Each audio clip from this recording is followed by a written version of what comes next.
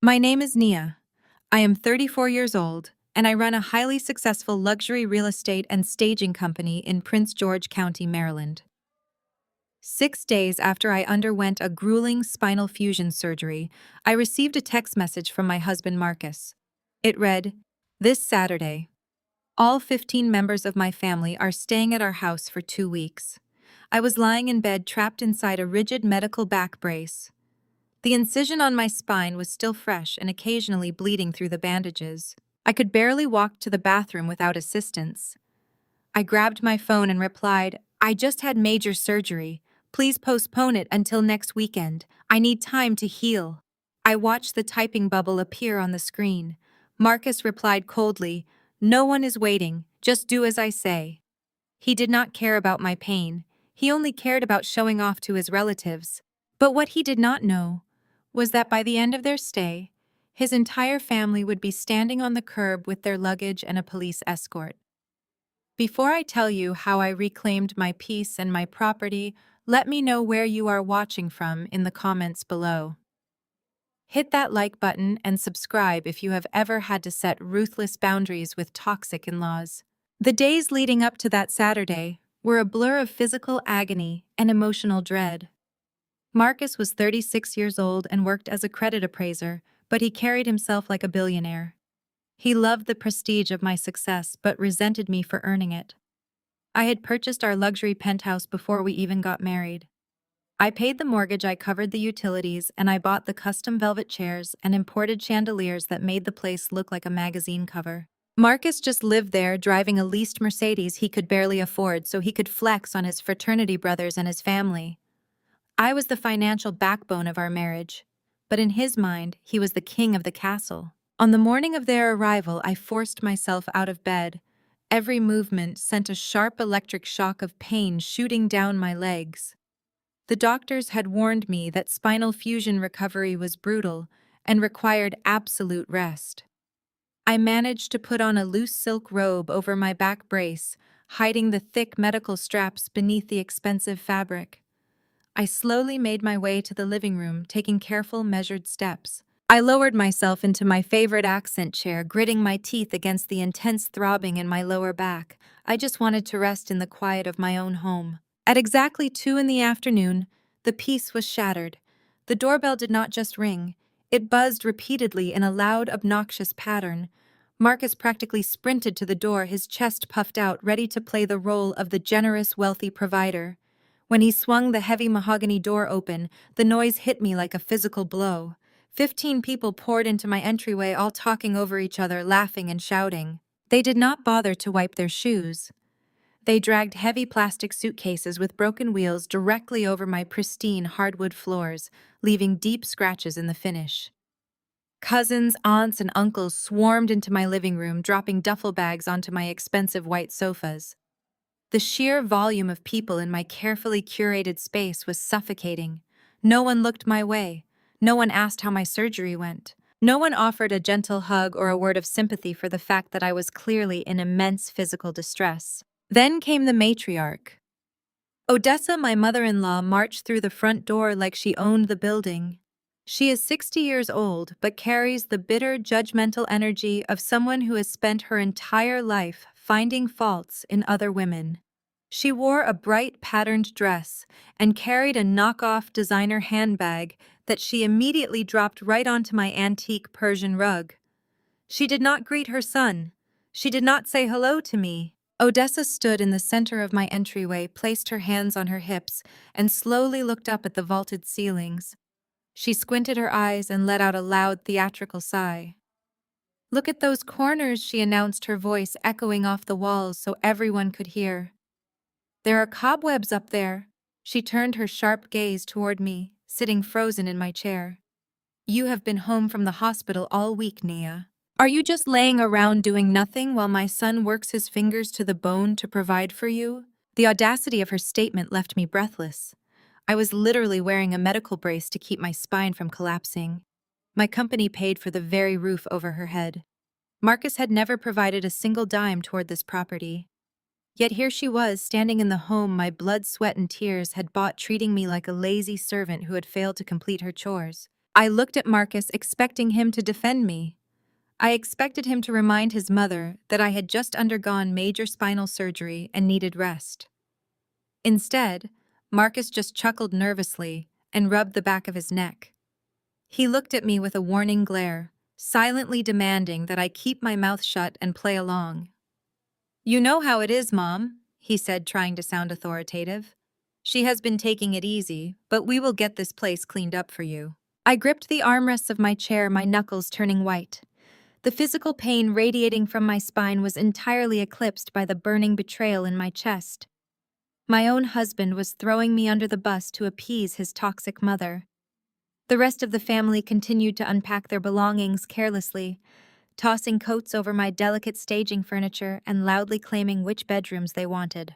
They were treating my private sanctuary like a cheap motel, and Marcus was handing them the keys. Odessa took a few steps closer to me, looking down her nose. "A good wife keeps a clean house no matter what," she muttered loudly enough for the cousins to hear. "In my day, women had babies in the fields and went right back to work. A little backache is no excuse to let a home fall into disrepair.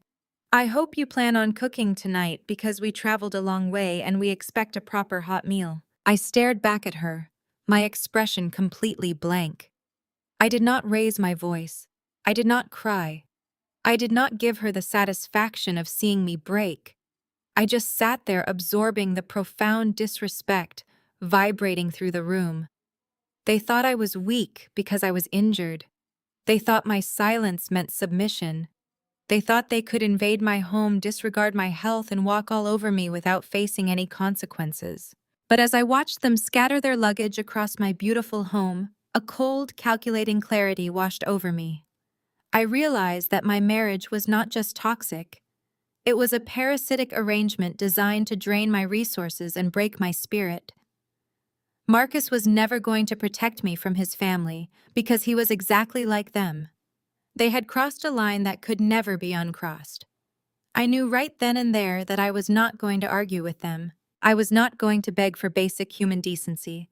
I was going to let them get entirely comfortable in my house, and then I was going to legally and ruthlessly remove every single one of them from my life. I took a slow, deep breath, feeling the restrictive tightness of the medical brace against my ribs. Every inhale was a reminder of my physical vulnerability. The room was spinning slightly from the strong pain medication I had taken earlier that morning, but my mind was sharpening by the second.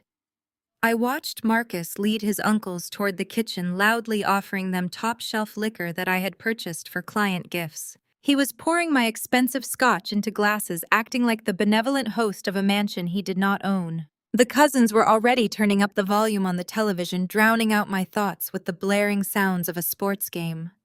Children were running down the hallways, their heavy footsteps echoing through the penthouse. My beautiful, quiet sanctuary had been transformed into a chaotic nightmare within a matter of minutes. Odessa was still standing nearby, expecting me to apologize for the imaginary cobwebs and promise to cook a feast for her sprawling family. She thrived on making other women feel small. I finally broke my silence. I looked directly into Odessa's judgmental eyes. My voice was calm, low, and completely devoid of emotion. "I will not be cooking tonight," I said simply. "I am recovering from surgery and I need to rest. Please make yourselves comfortable with whatever Marcus provides." Odessa's mouth dropped open in shock. She was not used to being told no. She turned to Marcus, her face twisting with indignation, ready to complain about my lack of hospitality. Marcus immediately shot me a furious glare, his ego bruised in front of his family. He marched over to me, his heavy footsteps vibrating through the floorboards and sending fresh waves of agony up my spine. The real nightmare was only just beginning, but they had no idea who they were dealing with. Before Marcus could formulate a response to my refusal, the heavy oak front door swung open again. In walked Jamal, Marcus's younger brother, followed closely by his wife Brittany. Brittany was holding a massive iced matcha latte in one hand and her phone in the other, completely ignoring the fact that she was stepping onto my pristine hardwood floors with muddy designer sneakers. She dragged 3 enormous hard-shell suitcases across the threshold, letting them bang loudly against the doorframe. Brittany had always possessed a profound sense of entitlement, the kind of weaponized obliviousness that allowed her to make outrageous demands while wearing a sweet, innocent smile. She looked around the chaotic living room, completely bypassing any basic greeting, and locked her eyes directly on me. "Naya, babe, perfect timing," Brittany chirped, pointing a manicured finger at the mountain of luggage she had just dragged inside. "Do you mind running these up to the second floor for me? Jamal has a bad shoulder from playing golf last week, and I absolutely cannot lift anything heavy right now." I sat there in my accent chair, staring at her in sheer disbelief. I was visibly wearing a thick, rigid medical brace that wrapped around my entire torso. The straps were thick and bulky, protruding from underneath my silk robe. Anyone with eyes could see that I was practically immobilized. "I just had spinal fusion surgery 6 days ago, Brittany," I said, my voice steady but laced with warning. "I am not carrying your bags up a flight of stairs." Brittany let out a dramatic, breathy sigh and rolled her eyes, shifting her weight to one hip. "Oh, come on, Nia. I know you strong black women can handle absolutely anything. You always push through. Just take them up slowly so you do not scratch the paint on the walls. I really need to get unpacked. Also, what is the plan for dinner? Jamal said you were doing all the cooking for this trip. I am strictly doing keto and organic farm to table right now. Please tell me you did not just buy regular vegetables from the discount store. My digestion is super sensitive." The sheer audacity of her microaggressions hung in the air, thick and suffocating. She had just walked into the home that I paid for, demanded that I act as her personal bellhop despite my fresh surgical wounds, and then had the nerve to dictate a specialized menu for me to cook. I turned my gaze away from her and looked directly at Jamal, who was busy scrolling through his phone, pretending not to hear his wife treating me like the hired help. "Jamal!" I said, my tone dropping to a dangerous icy register. "Your wife seems to have lost her mind. You know exactly what medical procedure I just went through. Pick up your own luggage and carry it up my stairs. And if she wants an organic keto meal, she can download an app and order it herself." Jamal finally looked up from his phone, his face twisting into an ugly scowl. He turned to Marcus, shaking his head in exaggerated disbelief. "Bro, are you really going to stand there and let your wife disrespect us like this? We just drove 4 hours to get here, and she is giving us an attitude about a couple of bags and some dinner." That was the trigger. Marcus's fragile ego could not handle being questioned by his younger brother. He needed to assert his dominance. He needed to prove to his family that he was the absolute ruler of this household, even though my bank accounts funded his entire reality. Marcus marched across the room. He did not say a word. He grabbed me by the upper arm, his fingers digging into my skin hard enough to bruise, but positioned perfectly so no one else in the room could see the physical force he was applying. He yanked me upward. A blinding flash of agony shot down my sciatic nerve, radiating from my surgical incision all the way down to my feet. I gasped, stumbling slightly, but Marcus did not care. He forcefully steered me out of the living room, down the short hallway, and shoved me into the walk-in kitchen pantry. The heavy pantry door clicked shut behind us, cutting off the noise of the invading relatives. The lighting inside was dim, illuminating the tight, claustrophobic space. I was trapped between rows of canned goods and the towering presence of my husband. His chest was heaving. He smelled of cheap cologne and nervous sweat. Marcus backed me up against the wooden shelving. He reached into the pocket of his jeans, pulled out a crumpled, long piece of paper, and aggressively shoved it against my chest. I flinched as the paper fluttered down and landed on the floor between my feet. I looked down. It was a grocery receipt from an ultra-premium supermarket downtown. The total at the bottom was circled heavily in red ink, $1,200. "You are going to pay this right now," Marcus hissed, leaning in so close I could feel the heat of his angry breath on my face. "I already put it on my credit card, and my statement cuts tomorrow. I bought the premium steaks, the imported seafood, all the organic garbage Brittany wants, and the top-shelf liquor for my uncles. You are going to transfer those funds to my checking account immediately. And then you are going to get your lazy self into that kitchen and start prepping the marinades." I stared at him, my mind operating with a cold, terrifying clarity. This was the reality of my marriage. He was weaponizing my income to build his own patriarchal facade. He was using the money I bled for to buy his family's respect to play the role of the ultimate provider while simultaneously abusing the actual provider behind closed doors. You spent $1,200 of money you do not have to impress people who do not even respect you. I whispered, my voice dripping with venomous pity. I am not paying a single dime of that bill, and I am certainly not cooking for your disrespectful mother or your entitled sister-in-law. Marcus slammed his hand against the wooden shelf right next to my head. The loud crack made me flinch, sending another jolt of pain through my healing spine. You listen to me, he growled, his eyes wide and frantic. I am the man of this house. When my family comes to town, we show them respect. You make enough money to cover this without even blinking.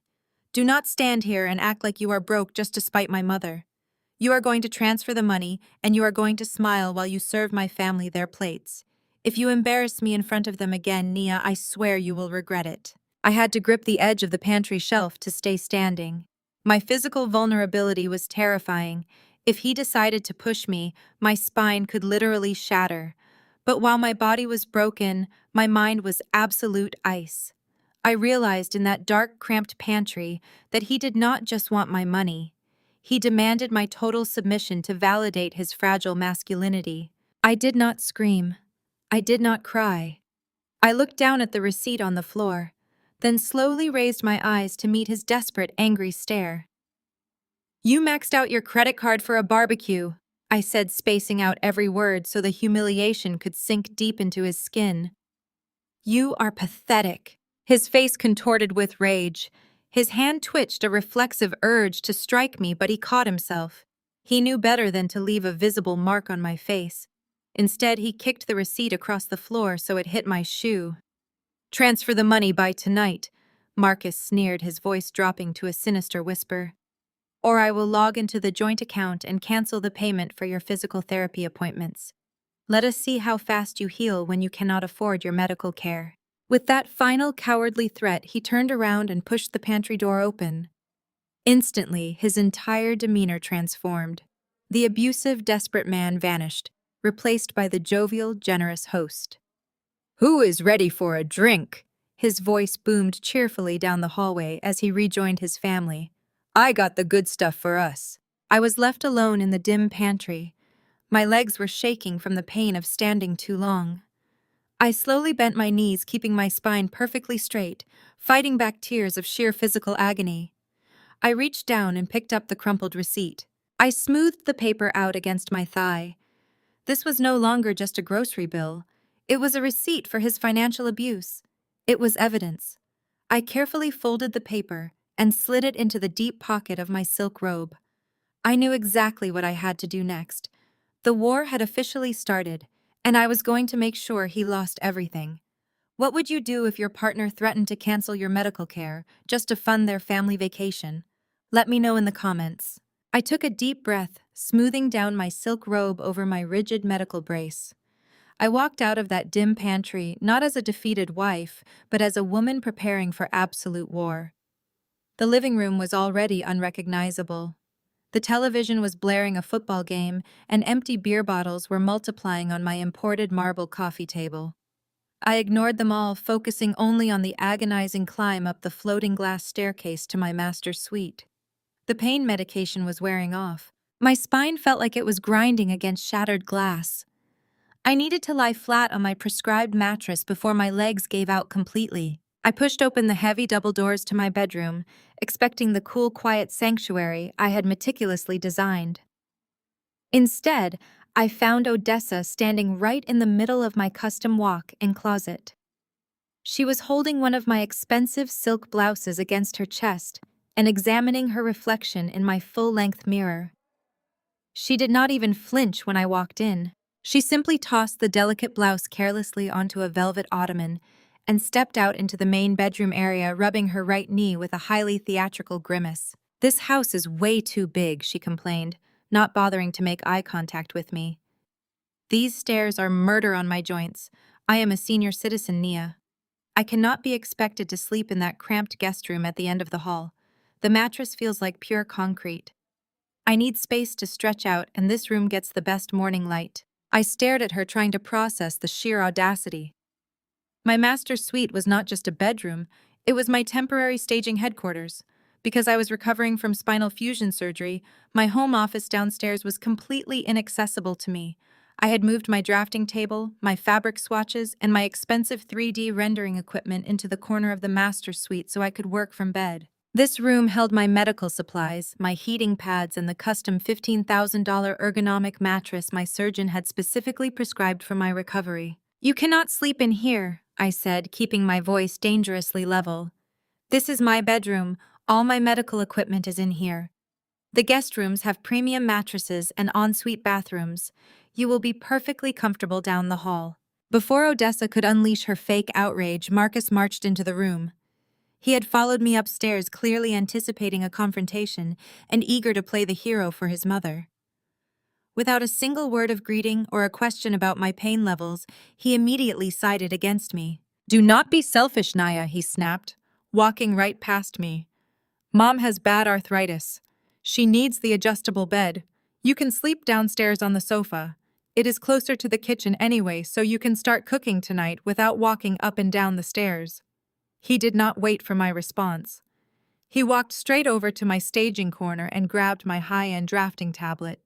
He ripped the charging cord out of the wall, sending a stack of expensive fabric swatches crashing to the hardwood floor. "What are you doing?" I demanded, stepping forward.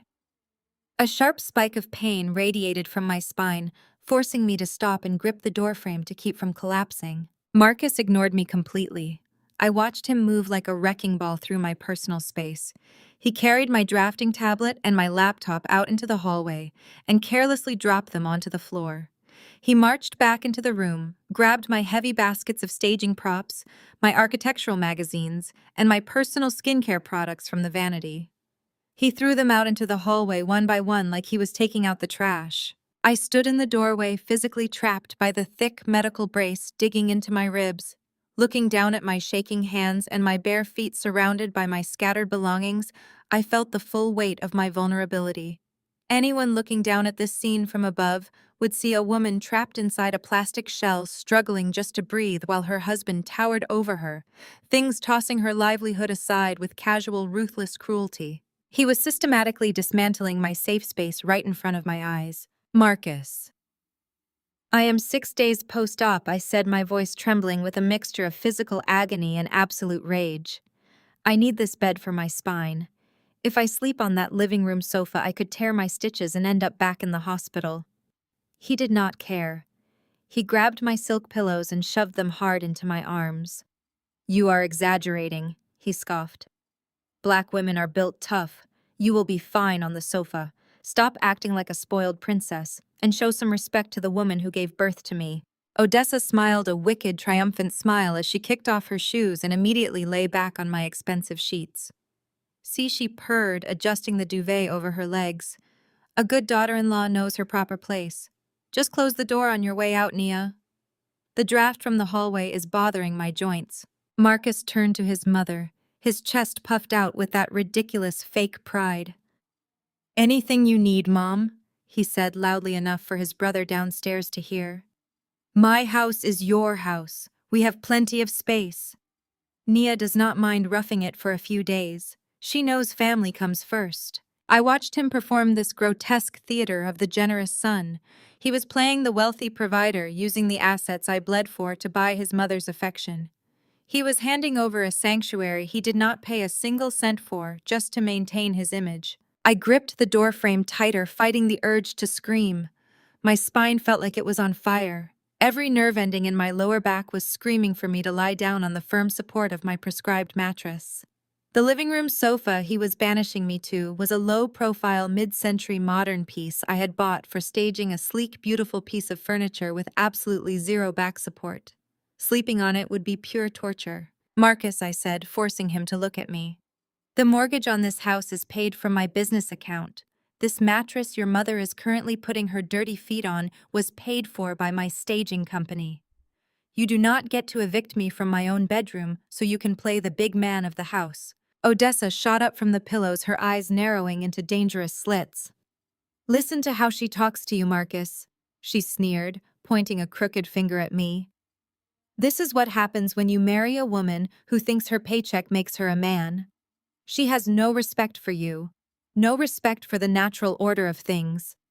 In a real Christian home, the man is the head of the household regardless of who brings home the bacon. You need to put your wife in check before she embarrasses you in front of the whole family. Her words hit his deepest insecurity with pinpoint accuracy. Marcus tightened his jaw. The mask of the jovial host slipped, revealing the petty, fragile tyrant underneath. He marched up to me, his face inches from mine. "Get your stuff and get downstairs," he demanded through gritted teeth. "I am not going to let you disrespect my mother under my roof." My roof. The delusion was staggering. He was so desperate to maintain his illusion of control that he was willing to physically break his recovering wife to do it. He reached out and shoved my remaining medical supplies, a box of sterile bandages, and my prescription pain medications into my arms. The box slipped from my weak grasp and crashed to the floor, pills scattering across the polished wood. Neither of them moved to help me. Marcus simply stepped over the mess, grabbing the heavy brass handles of the double doors. "Take a hint, Nia," he said coldly. "The adults are trying to rest." He slammed the heavy master bedroom doors right in my face. The loud click of the lock echoed in the hallway. I stood there alone in the corridor, surrounded by my expensive staging equipment, my scattered pills, and my tossed clothing.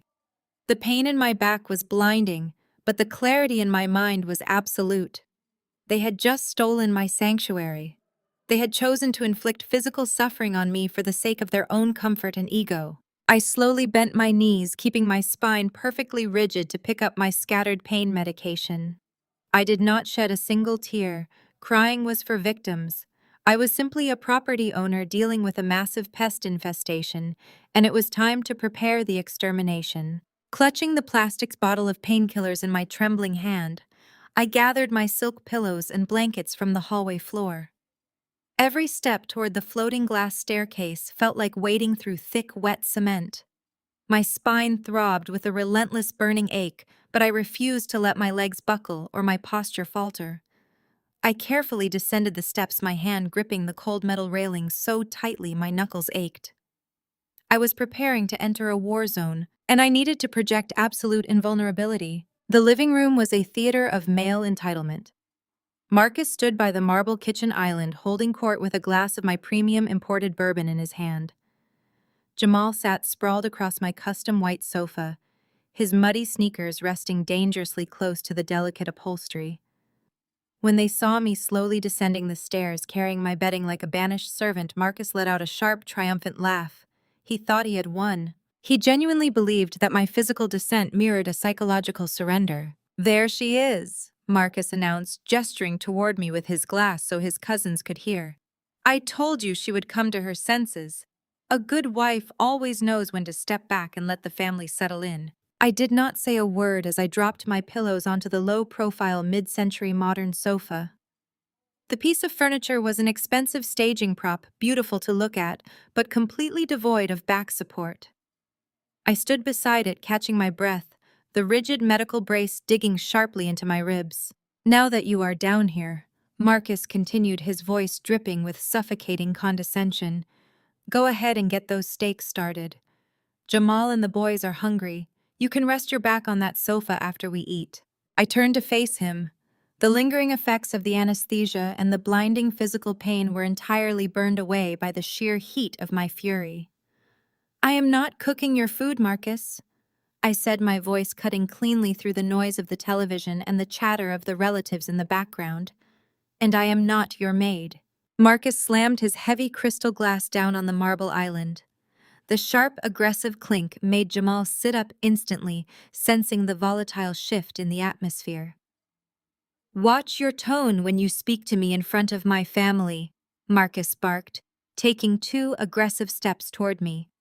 "I told you upstairs, you are not going to disrespect me in my own house. Your house." The words tore from my throat before I could stop them. I let out a harsh, humorless laugh that stopped the surrounding cousins dead in their tracks. The fast, overlapping dialogue began to fly, snapping back and forth across the room like a physical whip. "Yes, my house." Marcus stepped closer, pointing a rigid finger at my chest. I am the head of this family. You are a fraud, I snapped back, looking him dead in the eye and refusing to flinch. You do not own a single brick of this property. My LLC bought this penthouse 2 years before I even let you move in. I pay the mortgage. I pay the exorbitant property taxes. I pay the HOA fees while you strut around playing the wealthy provider for an audience of freeloaders. Shut your mouth, Nia, Marcus warned, his face turning a dangerous shade of ash. No, let us tell your family the truth, I raised my voice, ensuring every single person in that open-concept living room could hear my exact words. Let us talk about that matte black Mercedes parked downstairs, the one you post on Instagram every Sunday morning outside of megachurch with the hashtags blessed and boss moves. Should we tell Jamal that it is a lease? Should we tell him you are 3 months behind on the payments and the dealership is threatening to repossess it? I had to transfer $3,000 from my business account just last week so you could avoid the repo man dragging it out of our driveway. Marcus lunged forward, his hands balled into tight fists, but Jamal jumped up from the sofa and stepped between us, throwing his hands up. My eyes darted rapidly between my husband's humiliated, rage-filled face and his younger brother's defensive posture. The tension in the room was thick enough to choke on. Whoa, hold on, Nia, Jamal interjected, puffing out his chest to shield his older brother. You do not need to emasculate your husband like that. Marcus is the eldest. He carries the weight of this whole family. A man is a man regardless of who writes the check. You need to learn your place and stop tearing him down. My place! I turned my glare directly onto Jamal, my voice dripping with absolute disgust. Do not stand in my living room and lecture me about my place. You want to talk about carrying the weight of the family.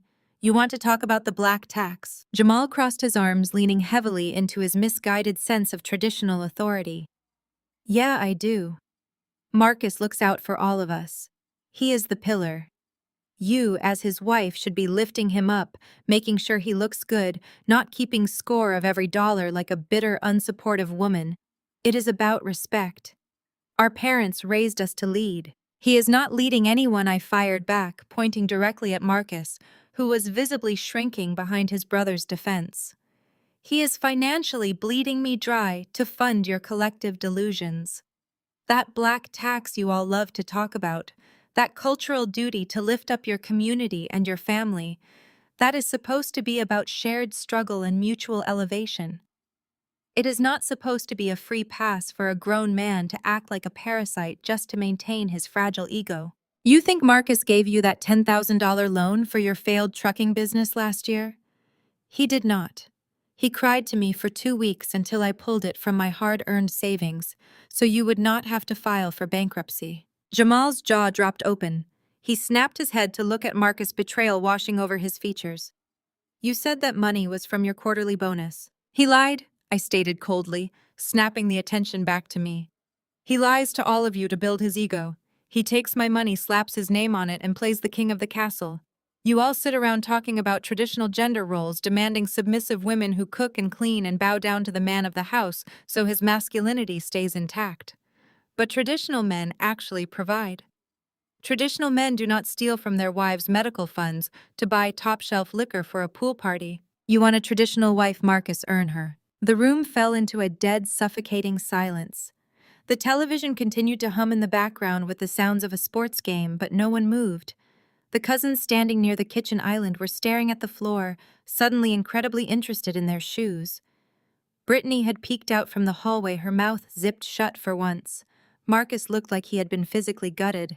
His entire carefully curated persona had just been ripped to shreds in front of the very people he desperately wanted to impress. You are going to regret saying that, Marcus whispered, his voice shaking with a terrifying quiet fury. You just crossed a line you cannot uncross. The line was crossed when you threw me out of my own bed 6 days after spinal surgery, I replied, my voice perfectly steady, betraying none of the immense physical pain radiating through my back. Jamal, clearly humiliated by the public revelation of his business loans, scowled at me. You are just a cold, arrogant woman. Marcus deserves better than a wife who throws her money in his face. And you deserve a brother who does not lie to you, I retorted smoothly. But I guess we all have to settle for reality today. I did not wait for another response. The rapid-fire argument had drained the absolute last reserves of my physical strength. My legs were trembling so violently I thought I might collapse right there on the rug. I slowly turned my back on both of them, a deliberate display of profound disrespect. I lowered myself onto the staging sofa, gritting my teeth, as the flat, unyielding cushions pressed harshly against my surgical brace. I lay down carefully, adjusting my legs, and pulled my silk blanket up to my chin. I turned my face toward the back of the sofa, completely shutting them out. I could hear Marcus breathing heavily behind me.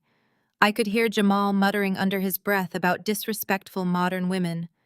But they did not touch me. The absolute public humiliation I had just delivered had paralyzed them. They were stripped of their illusions, left to stand in the wreckage of Marcus's fake wealth. As I lay there staring at the textured fabric of the sofa, I knew this was only the beginning. I had wounded his pride, which meant he would undoubtedly retaliate. He would try to take something from me to restore his fragile ego. But my trap was already being set. While they spent the next few days indulging in their toxic delusions, I would be quietly locking the doors to their reality. Let them have the living room. Let them have the master's suite.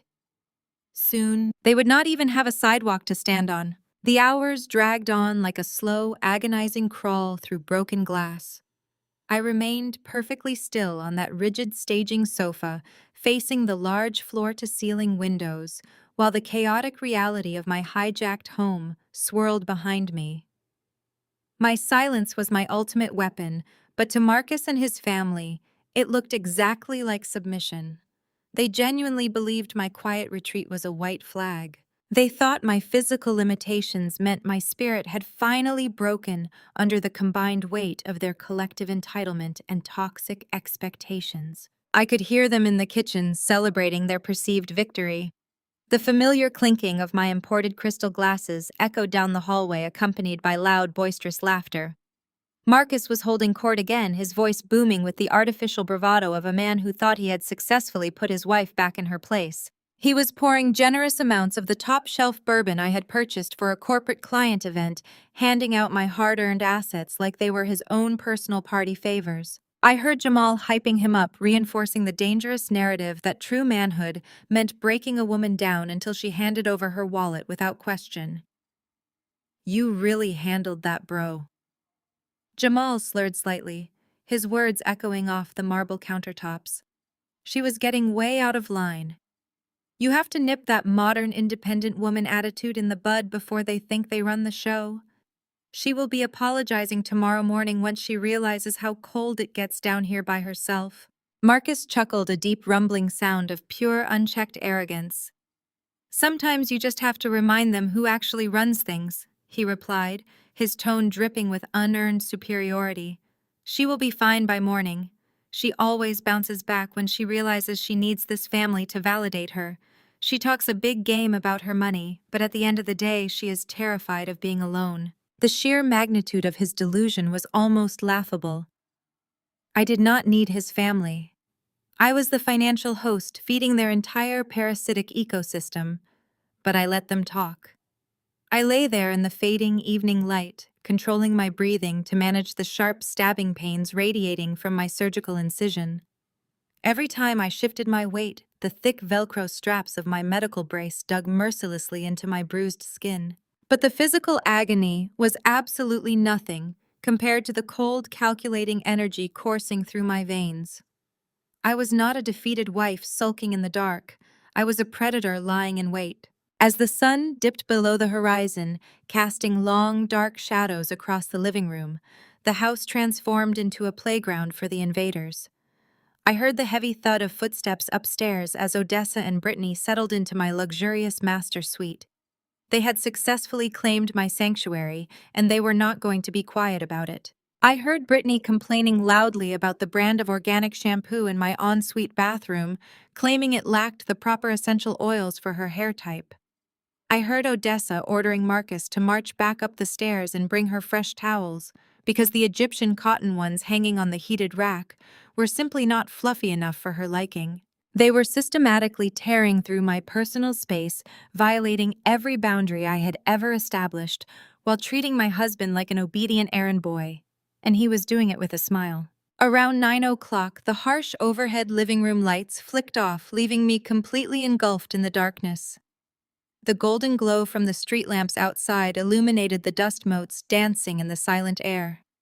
Heavy footsteps approached the sofa. I kept my eyes gently closed, feigning deep, exhausted sleep. But my senses were hyper-focused, tracking every single movement in the room. It was Odessa. She paused right beside the edge of the sofa. I could smell the heavy, suffocating scent of her cheap floral perfume mixed with the expensive lotion she had just stolen from my vanity. She stood there for a long moment, simply looking down at me. I could feel her smug, immense satisfaction radiating like heat from a furnace. "I told you, Brittany," she whispered loudly enough for her daughter-in-law to hear from the base of the glass staircase. "You just have to break their spirit early. These career women think their little business degrees make them special, but at the end of the day, they all end up sleeping on the couch if they forget how to serve their men. A smart man knows how to break a stubborn horse." Brittany let out a soft, condescending giggle, letting her heavy footsteps join Odessa's near my head. "It is honestly embarrassing," she whispered back, her voice laced with racial microaggressions she barely tried to hide. "I would never let Jamal treat me like that. But then again, I know how to be a real supportive wife. She probably deserves this for acting so aggressive and superior all the time. Good night, Nia. Sweet dreams on that cheap sofa." They turned and walked away, their footsteps retreating up the stairs to enjoy the $15,000 mattress my business had paid for. I slowly opened my eyes. The living room was perfectly silent now, except for the low, rhythmic hum of the smart refrigerator in the kitchen. The shadows wrapped around my immobilized body, offering a cool, protective cloak. I did not move a single muscle. I just stared straight ahead into the darkness, my vision easily adjusting to the lack of light. They thought they had won. They thought this was the definitive end of the story. A stubborn, independent woman finally put in her proper place by the unified force of traditional family values and patriarchal dominance. They were sleeping in my beds, eating my premium food, and planning to spend my money, completely convinced that my temporary physical weakness equaled a permanent, devastating loss of power. What they completely failed to realize was that I was an absolute expert in staging. I made my living by carefully arranging environments to create a highly specific illusion. I knew exactly how to make a room look incredibly inviting while completely hiding the fatal structural flaws underneath the surface. Right now, I was staging my own surrender. I was giving them the exact illusion they desperately needed to see. The submissive, broken wife banished to the dark corner of the house. I slowly reached into the deep pocket of my silk robe and pulled out my smartphone. The screen brightness was already turned all the way down to prevent any glow from alerting them. I ignored the intense throbbing pain in my fused spine and carefully propped myself up against the stiff, unforgiving armrest. I opened the secure encrypted application that controlled the entire smart home system. Months before my surgery, I had installed discrete high-definition staging cameras throughout the common areas of the penthouse. They were primarily designed to capture lighting changes and spatial flow for my luxury interior design portfolio. Marcus knew they existed, but he was far too arrogant and technologically oblivious to realize they captured crystal-clear, high-fidelity audio as well. I tapped the screen, activating the night vision lenses in the kitchen, the dining room, and the main upstairs hallway. I watched the live feeds pop up on my screen. The house was fully secure. The trap was perfectly set. My in-laws were deeply asleep in the luxurious bedrooms I had painstakingly furnished, dreaming of the money they planned to extract from my business accounts tomorrow morning. They had absolutely no idea that their cruel gloating, their aggressive financial threats, and their physical intimidation were already being recorded, uploaded, and archived to a secure cloud server. I opened a new message window and drafted an urgent, high-priority email to my corporate attorney. The subject line was incredibly simple: expedite the LLC property transfer immediately. I typed out the strict instructions with rapid, precise keystrokes, outlining the exact legal maneuvers required to completely isolate the penthouse from any potential marital assets. I authorized the immediate release of the necessary security deposits for the private luxury recovery facility I had been quietly researching for weeks. I was not just planning to pack a bag and leave. I was meticulously planning to pull the entire concrete foundation out from under their feet. I hit send. The tiny swoosh sound of the email departing felt like a starting pistol firing in the dark. I locked my phone and slid it safely back into my robe pocket. I carefully lay back down on the unforgiving cushions, staring straight up at the vaulted ceiling. The physical pain was still there, a constant dull roar in my lower back, but it was entirely manageable now. It was the pure, unadulterated fuel I needed to keep my mind razor sharp. The camera slowly pulls back, drifting smoothly away from the staging sofa and retreating deep into the shadows of the hallway. It captures the stark, glaring contrast of the scene. The lavish, breathtakingly expensive penthouse, and the injured woman banished to the dark, lonely corner. But as the shot widens, framing my silhouette against the faint streetlight pouring through the massive windows, there is absolutely no defeat in my posture. My eyes are wide open, completely dry and burning with a cold, terrifying calculation. I was perfectly content to let them enjoy their stolen master suite for the night. They were going to need the rest, because tomorrow I was going to burn their entire fraudulent reality to the absolute ground. The darkness of the living room offered no physical comfort. Every passing hour felt like a physical weight pressing down on my fragile spine. The staging sofa was a masterpiece of mid-century aesthetic and an absolute nightmare for a woman recovering from a spinal fusion. The thin layer of foam padding pushed relentlessly against my titanium screws and healing bone. I focused on my breathing. Inhale for 4 seconds, exhale for 6. I refused to reach for the remaining pain medication.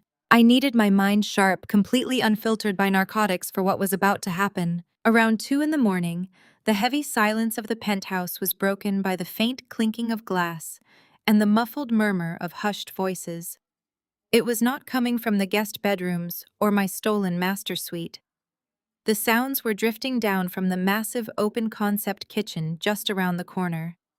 They thought I was deeply asleep, knocked out by the heavy painkillers they had seen me scatter across the hallway floor. They assumed the darkness of the living room was a void that swallowed my presence entirely. I slowly slipped my hand under the silk blanket and retrieved my iPad. The device felt heavy in my weakened grip, but I managed to prop it against my rigid medical brace. I swiped the screen, bypassing the lock code with a silent tap. The sudden burst of blue light illuminated the dark corner of the sofa. The camera lens captures an over-the-shoulder shot, looking directly past my shoulder at the glowing iPad screen. It slowly transitions into a tight, intimate close-up of my eyes. The cold blue glare from the screen reflects perfectly in my pupils, highlighting the absolute lack of surprise and the dangerous calculating focus burning within them. I opened the secure staging application. The dashboard loaded instantly, displaying a grid of high-definition camera feeds from every common area in the penthouse. I bypassed the dark hallways and tapped directly on the kitchen feed. The video expanded to fill the entire screen in crisp 4K resolution. The audio activated a second later, transmitting their hushed conspiratorial voices directly into my earpiece. Marcus, Odessa, and Brittany were gathered around my white marble kitchen island. The scene was sickeningly comfortable. Marcus was pouring himself another glass of my imported bourbon, the bottle now dangerously low. Odessa sat on one of the velvet bar stools draped in one of my expensive cashmere throw blankets, picking at a plate of artisanal cheeses and cured meats I had ordered for a potential client closing. Brittany stood leaning against the commercial-grade refrigerator, scrolling through her phone while sipping sparkling water. They looked like a family plotting a corporate takeover, entirely comfortable in the castle they had just stormed. "I still cannot believe she actually stayed down there," Brittany whispered, letting out a sharp, mocking laugh. "I honestly thought she would put up more of a fight. Jamal was worried she was going to call the cops when Marcus grabbed her." Marcus leaned against the marble counter, swirling the amber liquid in his glass. He flashed that arrogant, empty smile that had fooled me for 5 long years. "Nia barks loudly, but she has no bite. She cares way too much about her professional reputation to involve the police. Imagine the scandal if her wealthy clients found out her own husband had to put her in her place." She will swallow her pride to protect her image. She always does. Odessa took a slow, deliberate bite of aged Gouda. She wiped her mouth with a linen napkin, her face twisted into an expression of profound satisfaction. You handled her perfectly tonight, son. I raised a strong black man who knows how to govern his household. These modern girls make a little bit of money, and suddenly they forget the biblical order of things. A woman is meant to be a helpmeet, not a dictator. It is your job to remind her that all this wealth means absolutely nothing if her husband is not respected. Exactly, Mom, Marcus agreed, taking a long sip of his bourbon. She thinks because her name is on the company door, she dictates the family rules. But she forgets who keeps her grounded. Without me, she is just a lonely, bitter workaholic. I provide the family structure she desperately craves. I provide the social standing at church. She pays the bills because that is her role in this partnership. My role is to lead. The sheer level of delusion radiating from the iPad screen was almost physically nauseating. He genuinely believed that his presence, his empty posturing, and his fake church boy persona were somehow equal in value to my relentless hustle, my financial acumen, and the multi-million-dollar business I had built from the ground up. He viewed my wealth as his birthright, a divine compensation for his sheer existence. Brittany set her glass down on the counter, making a soft clinking sound that the high-fidelity microphones picked up perfectly. Well, she definitely needs an attitude adjustment. The way she talked to Jamal tonight was completely unacceptable. But honestly, Marcus, we cannot stay in this hostile environment for 2 weeks. The tension is terrible for my digestion. Jamal and I have our own business crisis to deal with back home. We really need to know if your plan is actually going to work. I stopped breathing. The pain in my spine vanished completely, overridden by a sudden electric surge of adrenaline. My eyes darted across the glowing screen, locking onto Marcus's face. Plan? What plan? Odessa leaned forward, her voice dropping to an even lower conspiratorial whisper. Brittany is right, Marcus. You told us to pack our bags and come up here because the money was guaranteed. You promised Jamal that his trucking business would be saved by Friday. Your brother is facing bankruptcy in less than a month. We played our part today. We put Nia in her place and secured the house. Now you need to deliver. Marcus held up his free hand, a gesture of absolute control. Relax, Mom. Everything is already in motion. Why do you think I needed her isolated downstairs? Why do you think I pushed so hard to get control of the master suite? My heart hammered against my ribs, pounding a frantic, terrifying rhythm against my medical brace. I increased the volume on my iPad, pressing the earpiece deeper into my ear. I did not want to miss a single syllable. I needed her out of that bedroom because she keeps her secure filing cabinet in the walk-in closet. Marcus continued, a sickeningly proud smirk spreading across his face. She thinks she is so smart keeping her corporate documents locked away, but she leaves the spare key hidden inside her velvet jewelry box. I found it 3 days ago while she was still in the hospital. A cold, paralyzing dread washed over me. The secure filing cabinet. That was where I kept the physical copies of my LLC formation documents, my social security cards, my passport, and the original deed to the penthouse.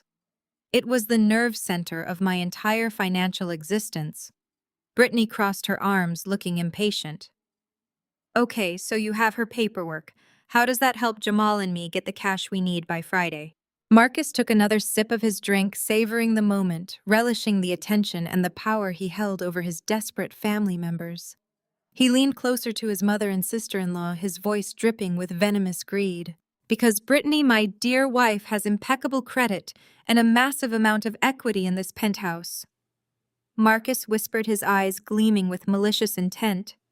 And since she is currently incapacitated and heavily medicated, she is in no position to notice a few extra documents being processed.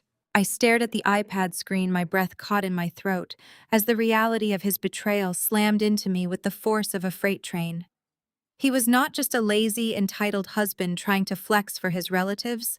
He was not just a toxic narcissist trying to break my spirit. Marcus was actively orchestrating a massive, calculated financial crime right under my nose. He was planning to steal the very foundation of my life to fund his family's failures. I kept my eyes locked on his face, the blue light of the screen illuminating the cold, silent fury settling deep into my bones. The trap was no longer just about kicking them out. It was about absolute total annihilation. The video feed on my iPad split my reality in two. On the bright, glowing half of the screen, Marcus stood in the center of my kitchen, pouring another expensive measure of bourbon. On the other side, in the pitch black of my living room, I lay perfectly still, recording every single frame. My breathing slowed. The blinding pain in my spine faded into a dull, distant hum. I was no longer a recovering patient. I was a CEO witnessing corporate espionage and calculating the exact legal destruction of the perpetrators. Brittany leaned across the marble island, her eyes wide with greedy anticipation. You are actually processing a loan.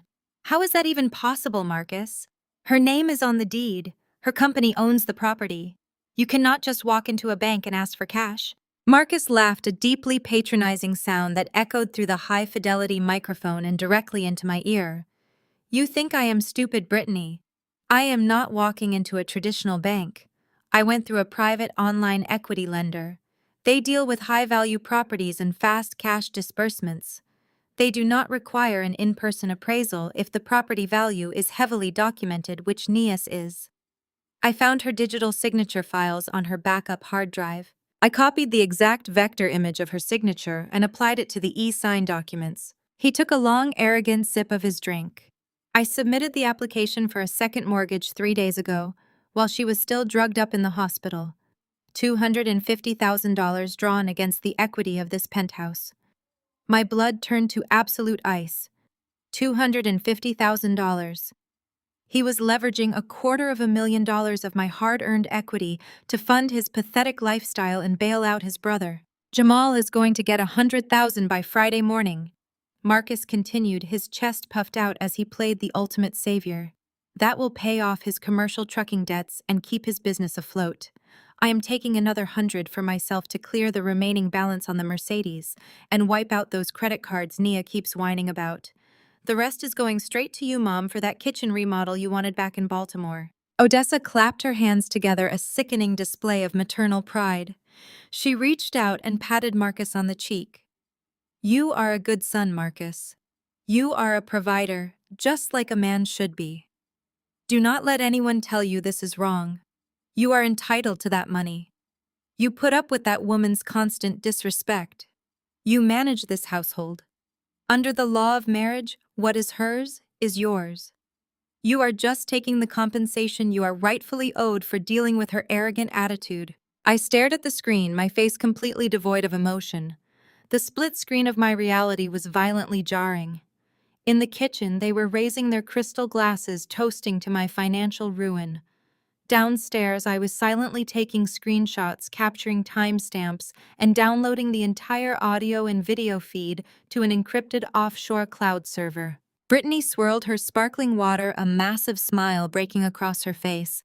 Jamal has been so stressed about the business, Marcus. We were literally looking at bankruptcy next month.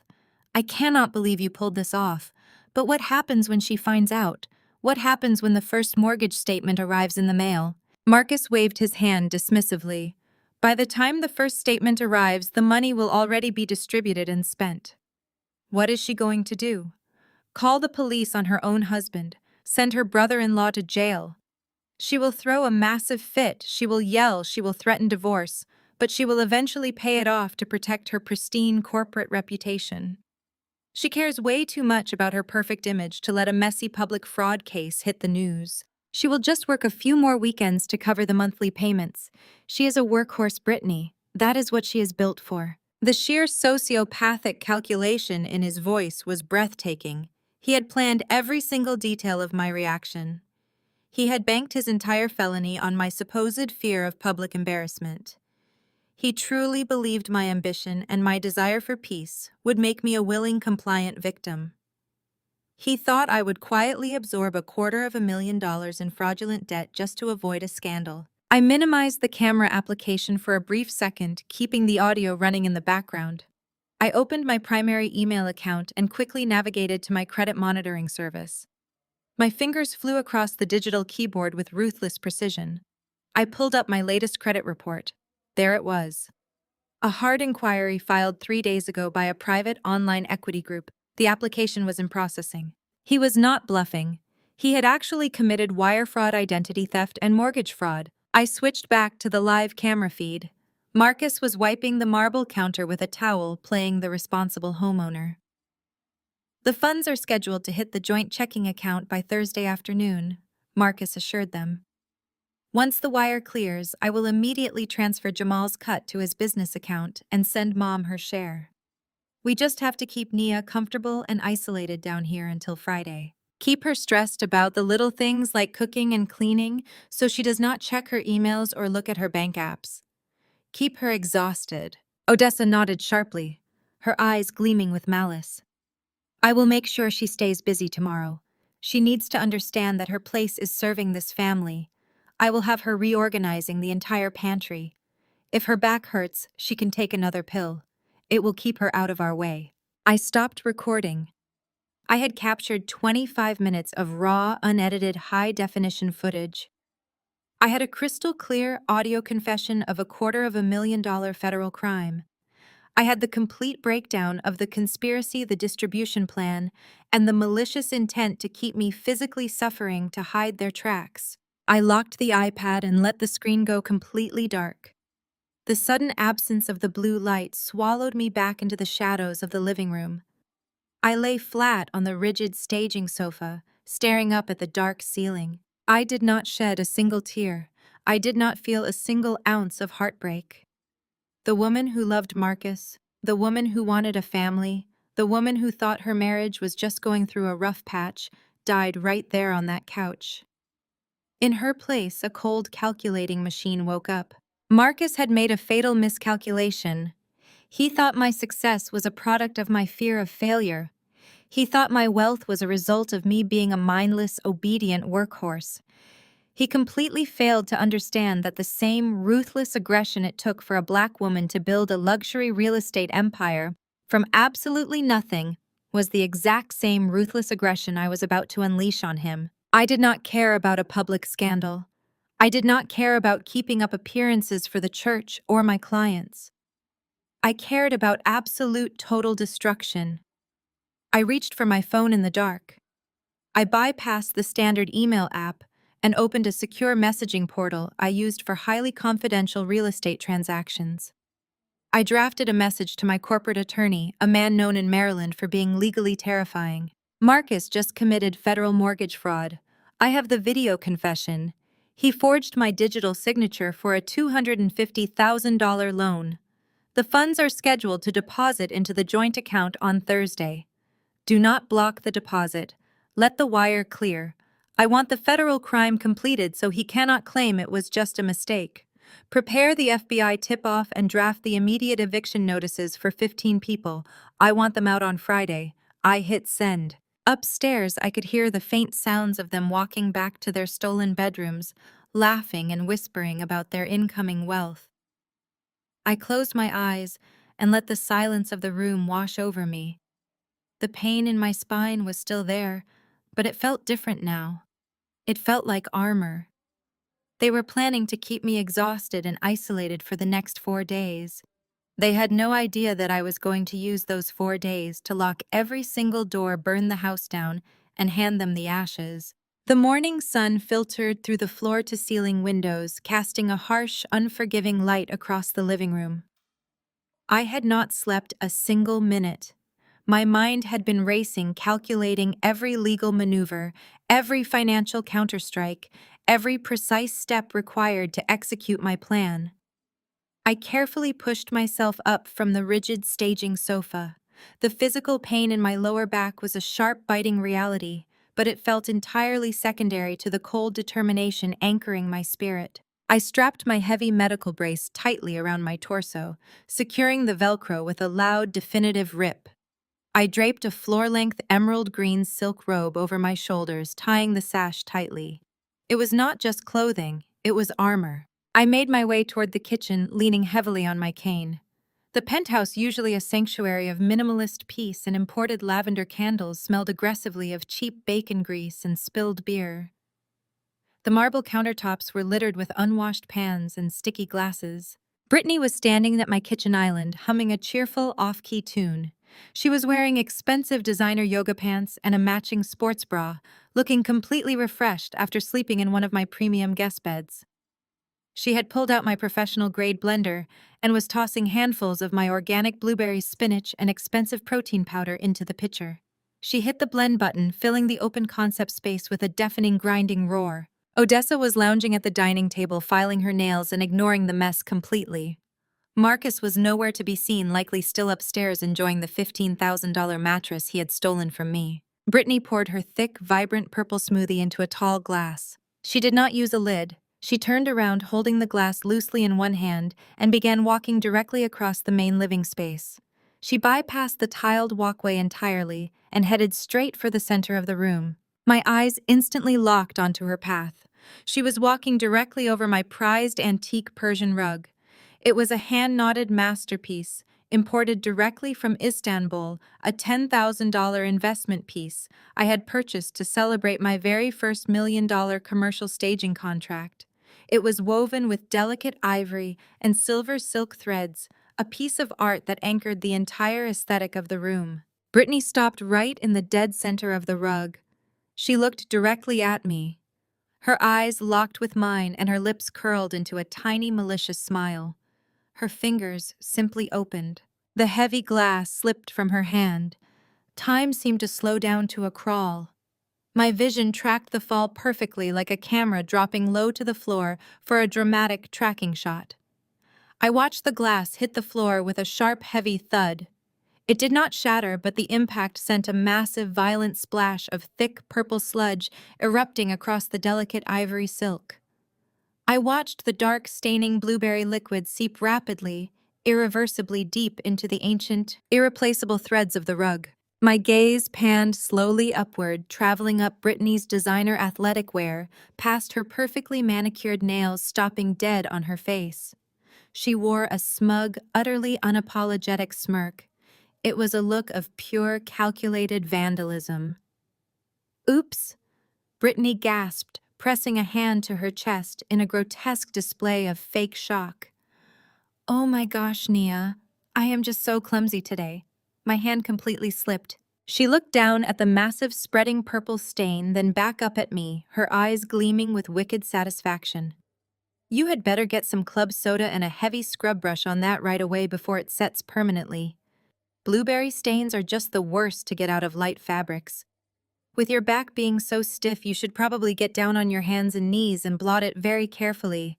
You really do not want to ruin such a pretty little rug." From the dining table, Odessa let out a harsh, approving cackle. She did not even look up from filing her nails.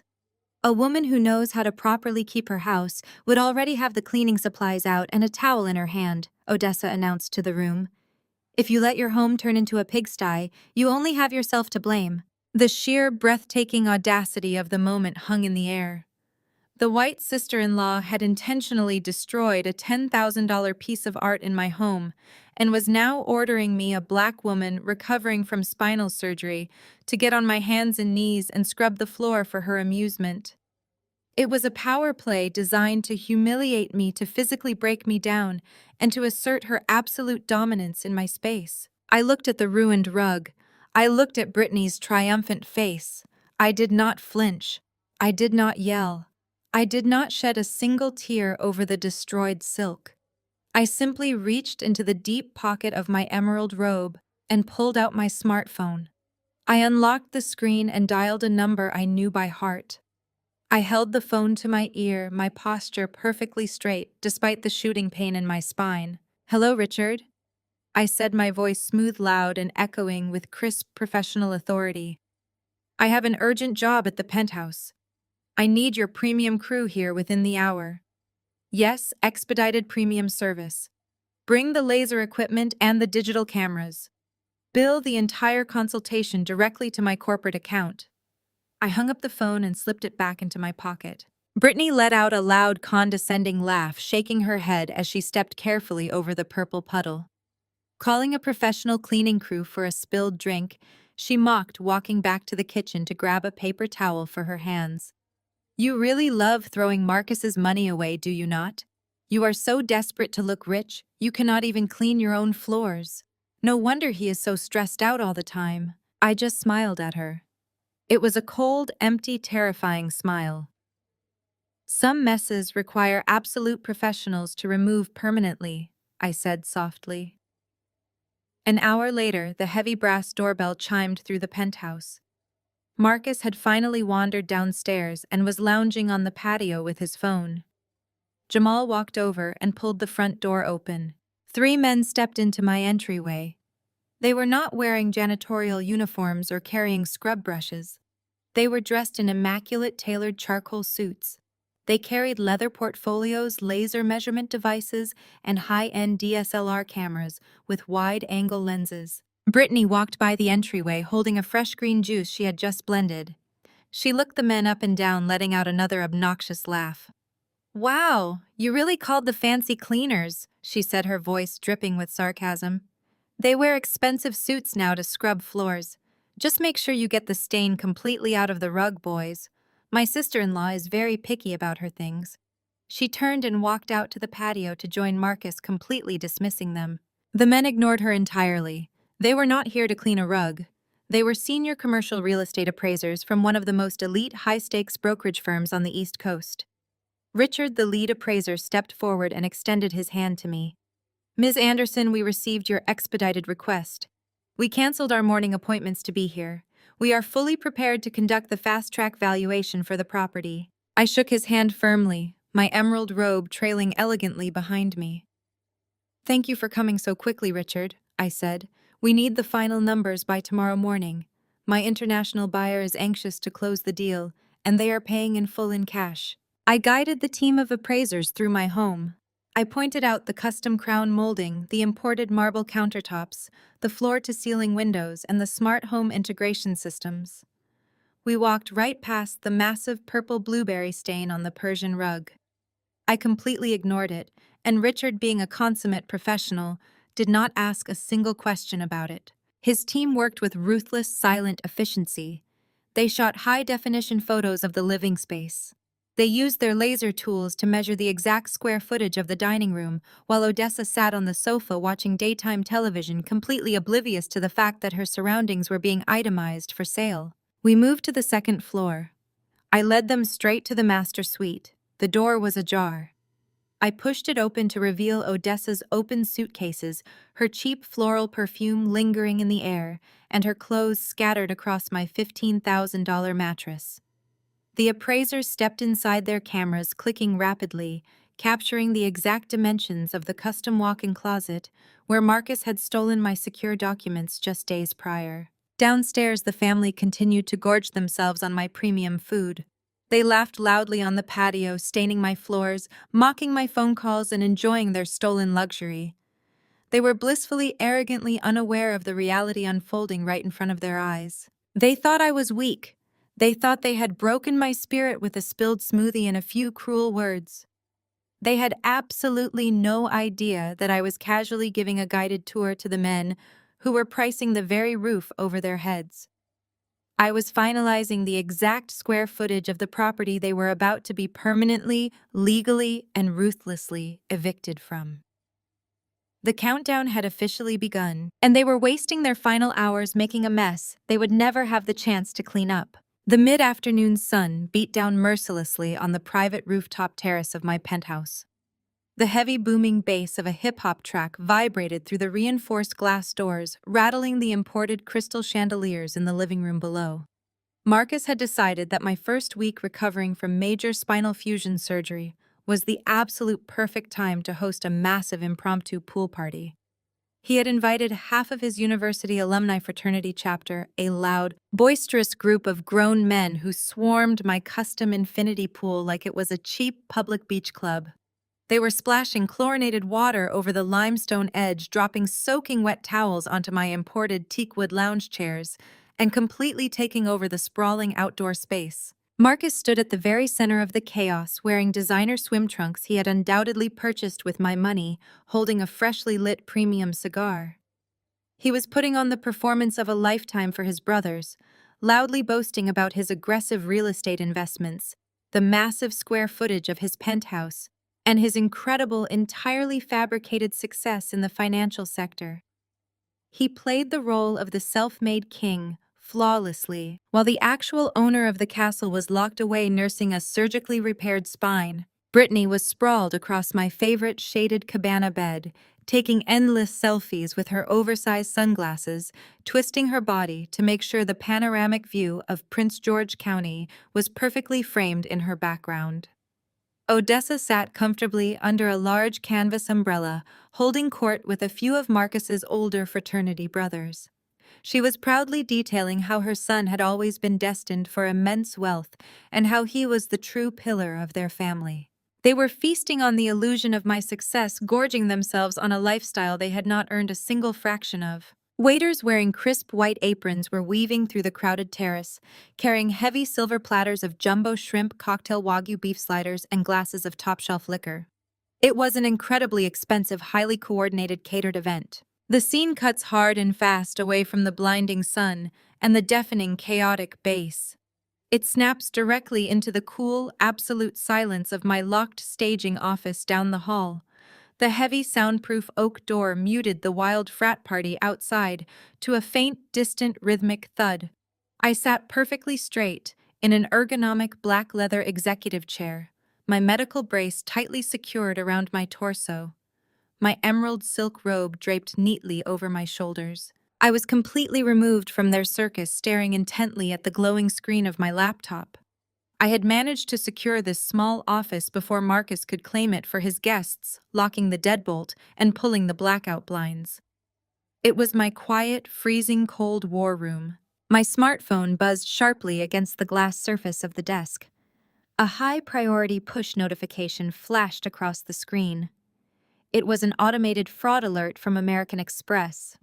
I picked up the phone, my eyes scanning the text with rapid precision. A charge of $2,450 had just been authorized at a premium local catering company. A second alert popped up immediately after the first.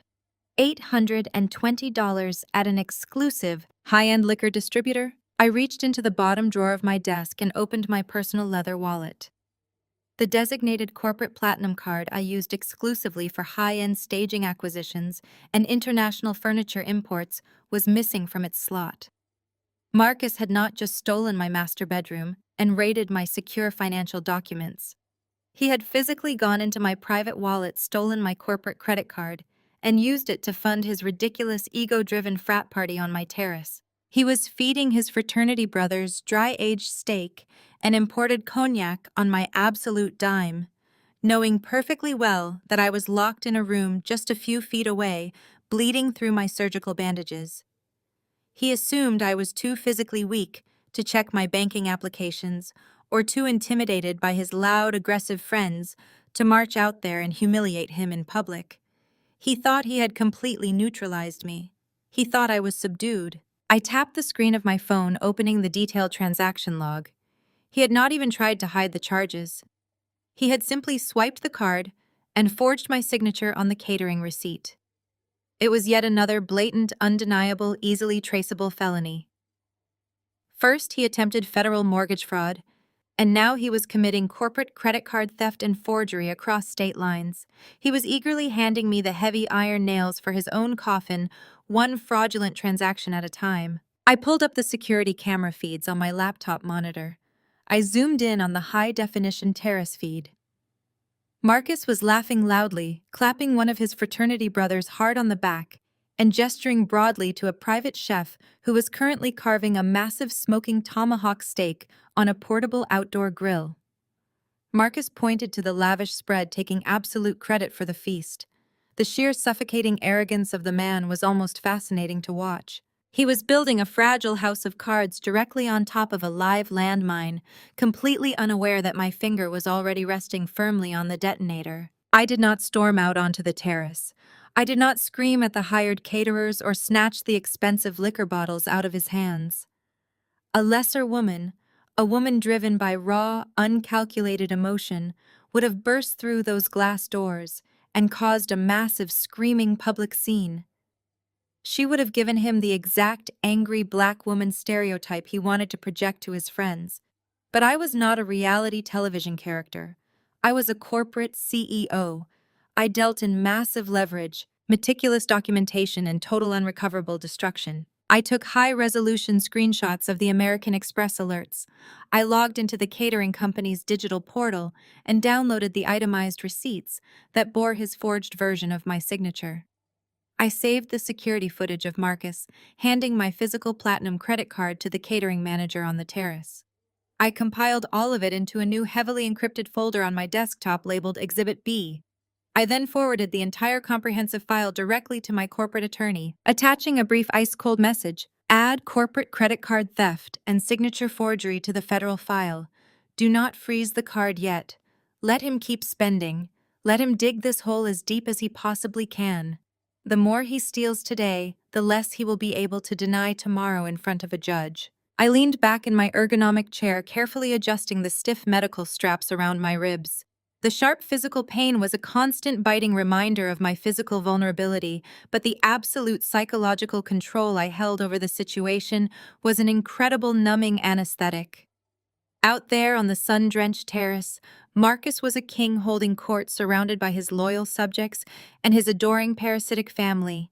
He was the highly successful man providing a life of ultimate luxury, living the absolute dream. But in the quiet, freezing sanctuary of my locked office, I was the silent architect of his impending, inescapable nightmare. I watched the video feed as Brittany approached Marcus laughing and holding up her empty crystal glass for a refill of my expensive champagne. Odessa was smiling proudly at her son, nodding approvingly at his display of wealth. They were all entirely complicit in this grand toxic illusion. They were celebrating a victory they had not won, spending money they did not earn inside a home they would not possess for much longer. I simply watched the screen, my face a mask of absolute calm, waiting patiently for the hammer to fall. I closed the security camera application on my laptop and slowly pushed my ergonomic chair away from the desk. The heavy soundproof door of my office kept the blaring bass of the music at bay, but I needed to see this specific performance with my own two eyes. I walked over to the tinted floor-to-ceiling window that overlooked the sprawling outdoor terrace. From this elevated vantage point, I had a perfect unobstructed view of the entire gathering while remaining completely invisible behind the dark reflective glass. Down below, the chaotic energy of the pool party was suddenly shifting. Marcus was standing at the very edge of the infinity pool, holding a crystal champagne flute high in the air. He tapped a silver fork against the delicate glass. The sharp, ringing sound cut through the chatter, and the catering staff quickly moved to turn down the heavy bass of the outdoor speakers. His fraternity brothers turned their attention toward him. Jamal stepped up to his right side, beaming with unearned pride. Odessa and Brittany moved to the front of the crowd, looking up at Marcus like he was a conquering hero returning from battle. If a camera were to slowly zoom in through that tinted glass, perfectly framing Marcus in slow motion, it would capture the absolute epitome of a fraudulent king. He stood tall, his chest puffed out the afternoon sun, catching the expensive gold watch on his wrist, a watch I had bought him for our 3rd anniversary. "Thank you all for coming out today," Marcus boomed, his voice echoing across the terrace. "I wanted to bring my brothers and my family together to celebrate life, to celebrate success, and to celebrate Black excellence right here in Prince George County." The fraternity brothers erupted into cheers, raising their expensive glasses of stolen liquor. Marcus soaked up the applause, letting it wash over him before holding up his hand to quiet the crowd. He was milking every single second of this fabricated glory. "We all know what it takes to make it in this world." Marcus continued, his tone shifting into a smooth, rehearsed cadence of a motivational speaker. "We talk a lot about generational wealth. We talk about breaking curses and building empires. But none of that matters if you do not take care of your own blood first. As the eldest son, it has always been my duty to carry the weight. When my brother Jamal told me his business was struggling, I did not hesitate. I told him, 'I have got you covered, bro.' Because that is what we do. We elevate each other." He gestured grandly toward Odessa, who was wiping a fake tear from her eye. "And to my beautiful mother, who sacrificed everything for us, I promised you that one day you would never have to worry about a single bill again. I promised you the luxury you deserve. Look around you, Mom. We made it. This is your house just as much as it is mine." The sheer audacity of his speech was physically revolting. He was actively weaponizing the concept of the black tax, twisting a cultural narrative of communal support and shared struggle into a self-serving monologue to stroke his own massive ego. He was taking credit for the sanctuary I had bled to build. He was claiming ownership of a financial bailout he was currently funding by committing federal mortgage fraud against his own bedridden wife. He was standing on my marble terrace drinking my imported champagne, claiming my multi-million-dollar real estate assets as his own personal achievement. "And what about Nia?" one of the fraternity brothers yelled out playfully from the back of the crowd. "Where is the lady of the house hiding today?" Marcus did not even flinch. His smile remained perfectly fixed, painted on his face like a cheap plastic mask. "Nia is resting upstairs." He lied smoothly, his voice dripping with fake husbandly concern. "She is recovering from a minor procedure, so she is taking it easy today. But she knows her husband has everything completely under control down here. She knows she does not have to lift a finger because I handle the heavy lifting for this family. Let us raise a glass to a beautiful home, to strong family bonds, and to securing the bag." The crowd cheered loudly, clinking their glasses together in a toast to a man who was nothing more than an empty suit. I stood behind the tinted glass, my posture perfectly rigid inside my medical brace. I did not tap on the window. I did not open the door and expose his massive web of lies. I simply watched the slow-motion car crash of his ego. I watched him drink the champagne he stole from me. I watched him bask in the adoration of a family that only loved him for the money he was actively stealing. I turned away from the window and walked slowly back to my desk. The physical pain in my spine was a dull roar now, completely overshadowed by the intense, hyper-focused clarity in my mind. I sat down in my leather executive chair and woke up my laptop screen. While Marcus was outside playing the ultimate provider, I was inside doing the actual heavy lifting. I opened my secure banking dashboard. I navigated to the joint checking account, the one Marcus assumed I was too exhausted and medicated to check. There it was. Sitting in the pending transactions queue was a massive incoming wire transfer. $250,000. The fraudulent second mortgage he had initiated 3 days ago was in the final stages of clearing. The funds were locked in a holding pattern scheduled to be fully accessible by Thursday afternoon. Marcus thought he had brilliantly outsmarted the system. He thought he had timed the theft perfectly, waiting until I was physically incapacitated to forge my digital signature and drain the equity from my premarital asset. He planned to immediately distribute those funds to Jamal in Odessa before I ever saw a single paper statement in the mail. I clicked on the transaction details, expanding the routing information and the origination codes. I took high-resolution screenshots of the pending wire transfer. I cross-referenced the incoming funds with the digital forgery alerts I had already compiled in my encrypted folder. I was building a pristine, airtight chain of evidence that no defense attorney in the state of Maryland could ever dismantle. He wanted to be the provider. He wanted to carry the weight of his family. I was going to let him carry the full weight of a federal indictment. I closed the banking portal and opened my private client contact list. The frat party outside was reaching a fever pitch, the music growing louder, the laughter becoming more obnoxious. They were celebrating their absolute victory in my home. But the real transaction, the one that was going to fundamentally alter the course of all our lives, was about to happen right here in the freezing silence of my locked office. I scrolled down to a specific international number. It was time to introduce Marcus and his parasitic family to a level of wealth and power they could not even begin to comprehend. I clicked the call button, ready to speak to a man who bought multi-million-dollar properties the way Marcus bought stolen bottles of liquor. The ringing tone echoed softly in the quiet confines of my office. 3 rings later, the screen blinked and the high-definition video feed connected. Tariq Al-Fayed appeared on my monitor, sitting in a brilliantly lit corporate office in Dubai. Tariq was a billionaire real estate developer and a notoriously aggressive international investor. He had previously contracted my firm to stage 4 luxury commercial properties in the Washington metropolitan area. He respected me immensely because I delivered flawless high-end results ahead of schedule and under budget. He knew I did not waste time, and I knew he possessed the liquid capital to make immediate financial moves. Tariq smiled warmly as his face filled my screen. Nia, my absolute favorite designer. He greeted, his voice carrying a crisp professional tone. To what do I owe the pleasure of a secure call at this hour? I maintained my perfectly composed professional demeanor, entirely ignoring the throbbing pain radiating from my fused spine. Tariq, I have an exclusive off-market opportunity that requires absolute discretion and a highly expedited cash transaction. I know your holding company has been looking to expand its premium residential portfolio in the Maryland area. I am offering you my own primary residence. It is a custom renovated penthouse, fully furnished, turnkey condition, and staged with imported designer pieces. I shared my screen, granting him direct access to the secure high-resolution virtual tour files I had compiled just an hour ago with the elite appraisal team. Tariq watched his screen intently, his eyes darting across the meticulous architectural details of the property.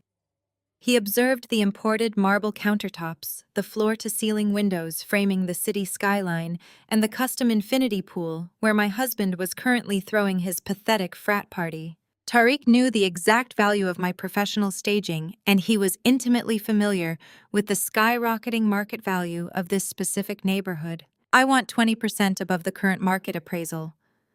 I stated, my voice unwavering and completely devoid of emotion.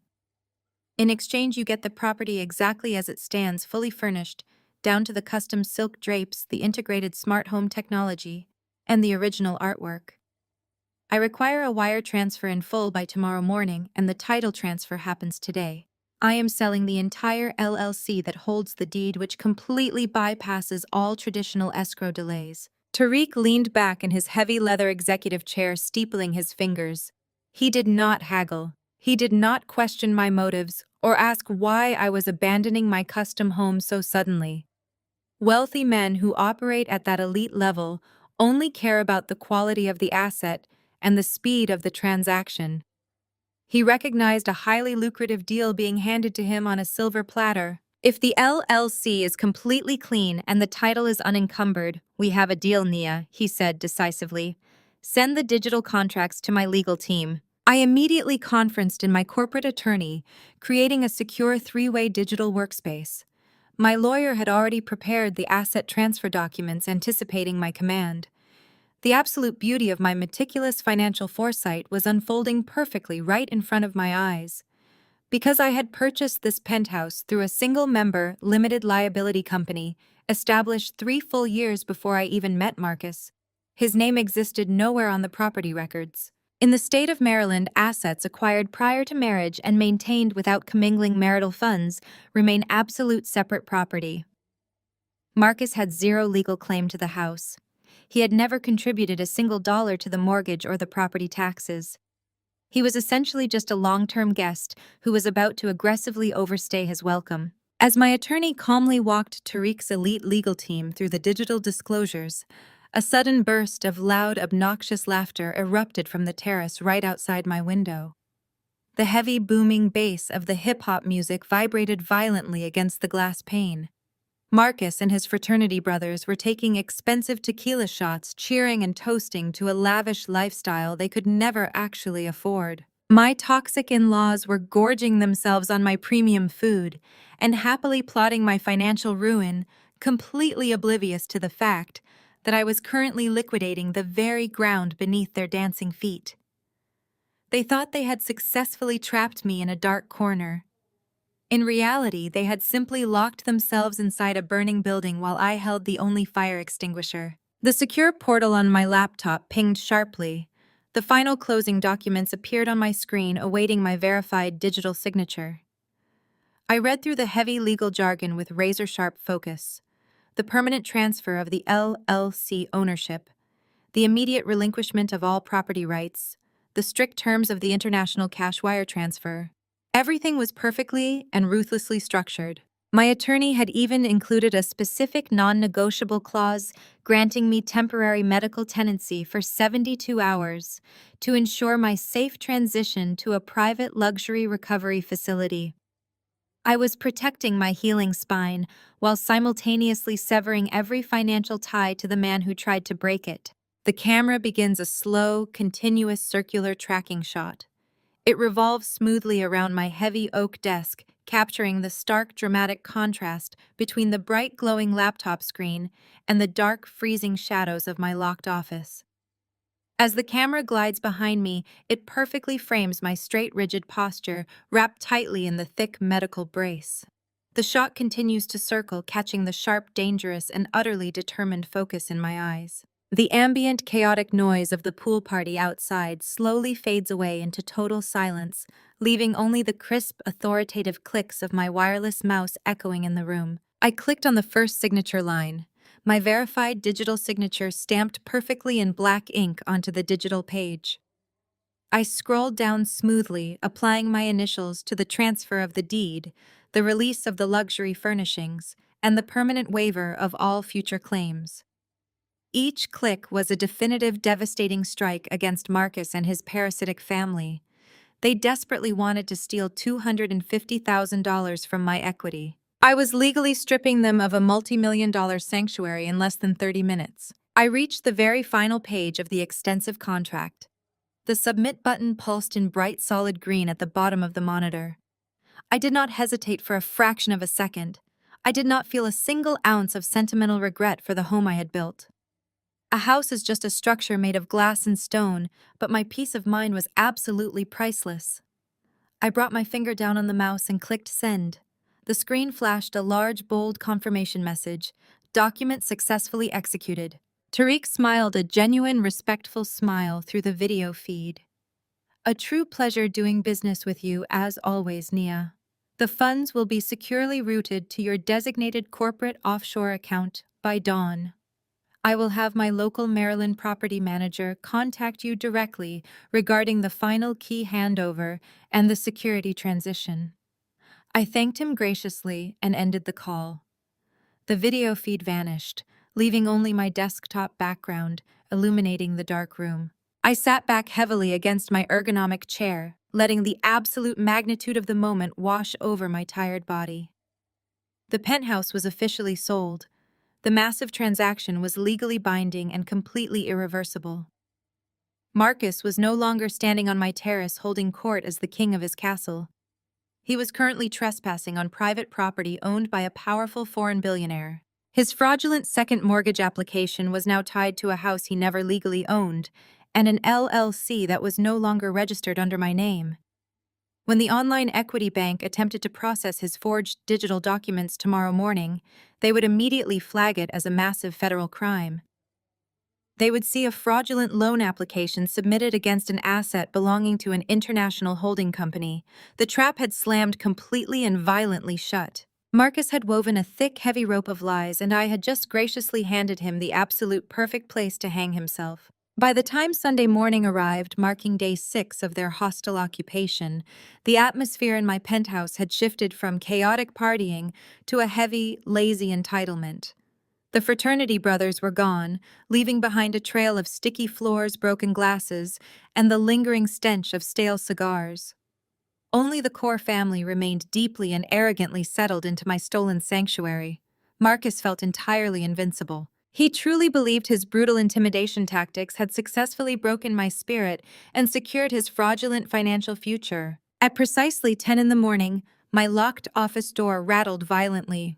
Marcus banged his heavy fist against the solid oak wood. Nia, he barked through the door. It is Sunday. My mother expects a full traditional Sunday dinner. Fried chicken, macaroni, and cheese-collared greens, the works. Do not embarrass me today. Get down to the kitchen and start cooking right now. I want food on the table by 4 o'clock sharp. I did not reply. I did not need to. I simply picked up my phone and sent a brief, secure text to my personal corporate assistant. Within 2 hours, a highly discreet private catering service delivered a massive, flawless Sunday feast through the restricted service elevator directly into my private staging prep room. I carefully transferred the expensive catered food into my own premium Le Creuset cookware, arranging the massive spread on the kitchen island to look entirely homemade. I was giving Marcus exactly the illusion he demanded. I was meticulously setting the stage for the final act. With the food perfectly arranged and the dining room prepped, I returned to my temporary quarters to prepare my armor. The emerald silk robe had served its purpose during my period of perceived weakness. Today required a completely different aesthetic. I carefully fastened my rigid medical brace around my healing spine, pulling the thick straps tight. Over the bulky brace, I slipped on a pristine, tailored crimson blazer. The heavy, structured fabric of the blazer perfectly concealed the medical equipment underneath. I paired it with crisp, high-waisted black trousers and sleek, pointed toe flats. My hair was pulled back into a severe, flawless bun. I applied a bold, dark red lip. I did not look like a bedridden victim. I looked like a corporate executioner. The camera begins a smooth, deliberate dolly tracking shot, locking onto my profile as I step out of the hallway and begin my descent. It follows me flawlessly down the floating glass staircase, matching my slow, measured, and agonizingly deliberate pace. The tailored crimson blazer cuts a sharp, striking silhouette against the bright open space of the penthouse. I reached the bottom of the stairs and turned toward the formal dining room. The heavy mahogany table, a custom piece I had imported directly from Italy, was fully set. The loud, obnoxious chatter of the family died down instantly as I walked into the room. They had expected me to shuffle in wearing sweatpants, looking exhausted, broken, and defeated from hours of slaving over a hot stove. Instead, I glided into the room radiating absolute terrifying power. A wide shot captures the entire grand dining table filled with the arrogant relatives. Odessa sat comfortably on the right side, already digging her fork into a massive portion of baked macaroni and cheese. Brittany and Jamal sat opposite her, whispering to each other and smirking.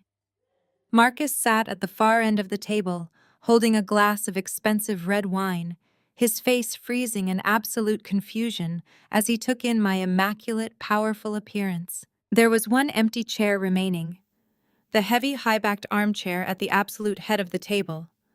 I did not ask for permission. I walked directly to the head of the table, pulled out the heavy chair, and sat down. I kept my spine perfectly rigid against the cushioning, folding my hands neatly on top of the polished mahogany wood. Marcus cleared his throat violently, trying to regain his manufactured authority in front of his audience. "Well," he said, gesturing broadly to the spread of food, "I see you finally decided to act like a real wife and contribute to this family. The food looks decent. It is about time you stepped up and showed my mother some proper respect." Odessa chewed her food loudly, waving her silver fork in my direction. "The greens could use more seasoning," she critiqued with a sour, ungrateful grimace. "But I suppose it is an acceptable effort for a woman who spends all her time focused on a computer screen instead of her household. Let this be a lesson to you, Nia. A clean house and a hot Sunday dinner will keep a man far happier than any corporate title ever could. You need to remember your place." Brittany chimed in immediately, picking at a piece of chicken with exaggerated theatrical distaste. "I thought I specifically asked for organic, gluten-free options, Nia. I really cannot afford to disrupt my gut biome right now, but I guess I will just have to make do with this heavy, greasy southern food." Jamal passed me a napkin. My hands are sticky. I sat at the head of my table, surrounded by parasites gorging themselves on a feast I had secretly orchestrated inside a multi-million-dollar property I had already sold for pure cash. I did not argue with Odessa's toxic, misogynistic criticism. I did not snap at Brittany's blatant racial microaggressions. I did not flinch at Marcus's aggressive patriarchal posturing. I simply looked around the table, making direct, unbroken, and piercing eye contact with every single one of them. And then I smiled.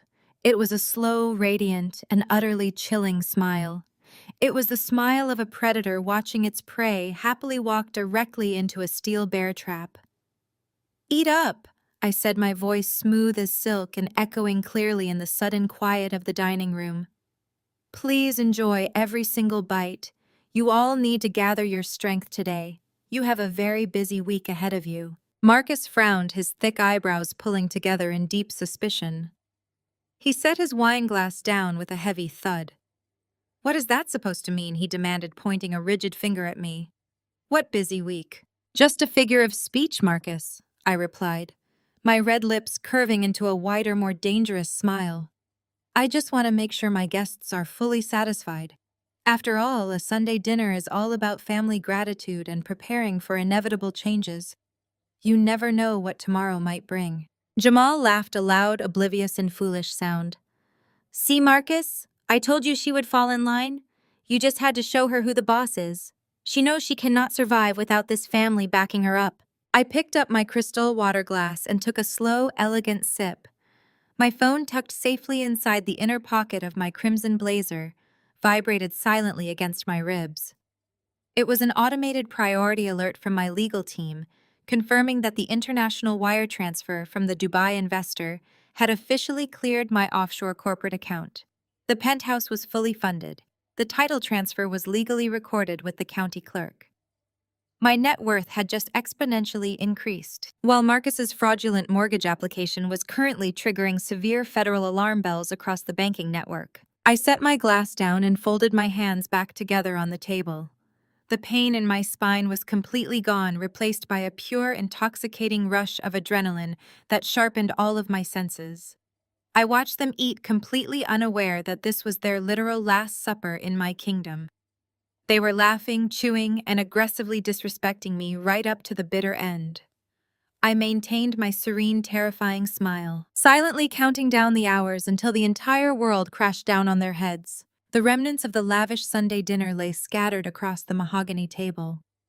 Marcus leaned back in his chair, rubbing his stomach with a look of profound, unearned satisfaction. He had devoured the feast I covertly orchestrated, entirely convinced that his aggressive posturing had forced me into domestic submission. He raised his wine glass, pointing it toward Jamal and Brittany with a boastful smirk. "Make sure you save some room," Marcus announced, his voice booming with the artificial authority of a man playing king. I used the corporate card to order a massive custom red velvet cake from that premium bakery downtown. It cost a small fortune, but like I said, nothing is too good for my family. It should be arriving any minute now. Odessa dabbed the corners of her mouth with a linen napkin, nodding in vigorous approval. "That is what a real provider does," she chimed in, casting a sidelong, triumphant glare in my direction. "He makes sure his family lacks for absolutely nothing." I sat silently at the head of the table, my spine perfectly straight against the chair, the rigid medical brace securely hidden beneath my tailored crimson blazer. I simply offered them another slow, razor-sharp smile. They were gorgeously oblivious, entirely intoxicated by the illusion of their own power. The heavy, resonant chime of the penthouse doorbell echoed through the expansive living room. Marcus slammed his hands down on the table and stood up, puffing out his chest. "That is the delivery now," he declared, strutting past me toward the foyer. "Get the dessert plates ready, Nia. You are going to want to serve this immediately while it is fresh." I did not move a single muscle. I kept my hands folded neatly on the polished wood of the table, listening to the heavy, arrogant thud of his footsteps crossing the imported tile. Marcus swung the massive oak front door wide open, wearing his most condescending, impatient expression, fully expecting to see a delivery driver holding a bakery box. The camera executes a violent, lightning-fast whip pan. It snaps sharply from the open front door directly to Marcus, capturing his jaw, literally dropping open in sheer, unadulterated shock. The camera then whips back just as fast, slamming into a tight-focused close-up on the gleaming silver star pinned to the dark uniform of a Prince George County Sheriff's deputy. There was no cake, there was no delivery driver. Standing on my front porch was a highly coordinated, incredibly intimidating tactical squad. Two fully uniformed armed sheriff's deputies stood at the front, their hands resting casually near their utility belts. Flanking them was Arthur Sterling, my relentlessly aggressive corporate attorney, wearing an immaculate razor-sharp navy suit and holding a thick, heavy leather portfolio. Standing right beside Arthur was a tall, severe-looking woman with a tight bun and a clipboard, the senior property management representative acting on behalf of Tariq Al-Fayed, the billionaire investor who now owned the very floorboards Marcus was standing on. Marcus Henderson. The lead deputy asked, his voice a deep, authoritative rumble that instantly sucked all the arrogant air out of the foyer. Marcus blinked rapidly, taking a defensive step backward. His chest deflated. The fake billionaire persona evaporated in a millisecond, replaced by the panicked, stammering reality of a man caught entirely off guard. "Yes," Officer Marcus choked out, his voice cracking slightly. "I am Marcus. I am the homeowner here. Is there some kind of problem? Arthur Sterling stepped forward, his polished dress shoes clicking sharply against the tile. He did not smile. He radiated the kind of cold, lethal corporate power that terrified men like Marcus. Actually, Mr. Henderson, you are not the homeowner, Arthur stated, his voice ringing with absolute chilling clarity. You have never been the homeowner. And as of 9 o'clock this morning, the single-member LLC that held the deed to this property was liquidated in a complete cash transaction to an international holding company. Arthur unclasped his leather portfolio. He pulled out a massive stack of heavily stamped legal documents and aggressively shoved them directly into Marcus's chest. Marcus fumbled, his hands shaking as he grabbed the paperwork to keep it from falling to the floor. The woman with the clipboard stepped forward, her expression entirely devoid of sympathy. I am Ms. Vance, the property manager representing Al Fayed Holdings, she announced crisply. We are here to take immediate total possession of this asset on behalf of the new owner. You are currently trespassing on private internationally owned property. Back in the dining room, the arrogant chatter died instantly. The silence was so profound, you could hear a pin drop. Odessa froze with a forkful of macaroni halfway to her mouth. Brittany gasped, her hands flying to her face. Jamal shot up from his chair, his eyes wide with absolute panic. They had heard every single word echoing down the hallway. Marcus stared wildly at the legal documents in his hands, his eyes darting across the aggressive red stamps and the bold, terrifying legal jargon. This is a mistake, Marcus shouted, his voice rising in sheer panic. He looked frantically at the sheriff's deputies. This is my house. I am married to the owner. This is marital property. You cannot just come in here and kick me out. I have rights. Arthur Sterling let out a short, hollow laugh that held absolutely zero humor. You have fundamentally misunderstood Maryland real estate law. Mr. Henderson, Arthur corrected smoothly. This property was purchased through a private LLC 3 years prior to your marriage. No marital funds were ever commingled. You never contributed a single dollar to the mortgage, the property taxes, or the maintenance. You are legally classified as a non-paying month-to-month tenant at will. Or rather, you were. The lead deputy stepped forward, tapping a heavily gloved finger against the top document in Marcus's shaking hands. That top page is a notice of immediate eviction and a formal trespassing warning, the deputy stated firmly. The new property owners have requested that the premises be vacated immediately so their security teams can secure the asset. You have exactly 30 minutes to gather your personal belongings and vacate the premises. If you are still standing inside these walls at the end of that 30 minutes, you will be placed in handcuffs and formally charged with criminal trespassing. Marcus looked like he was going to vomit. The blood had completely drained from his face, leaving a sickly, ashen pallor behind.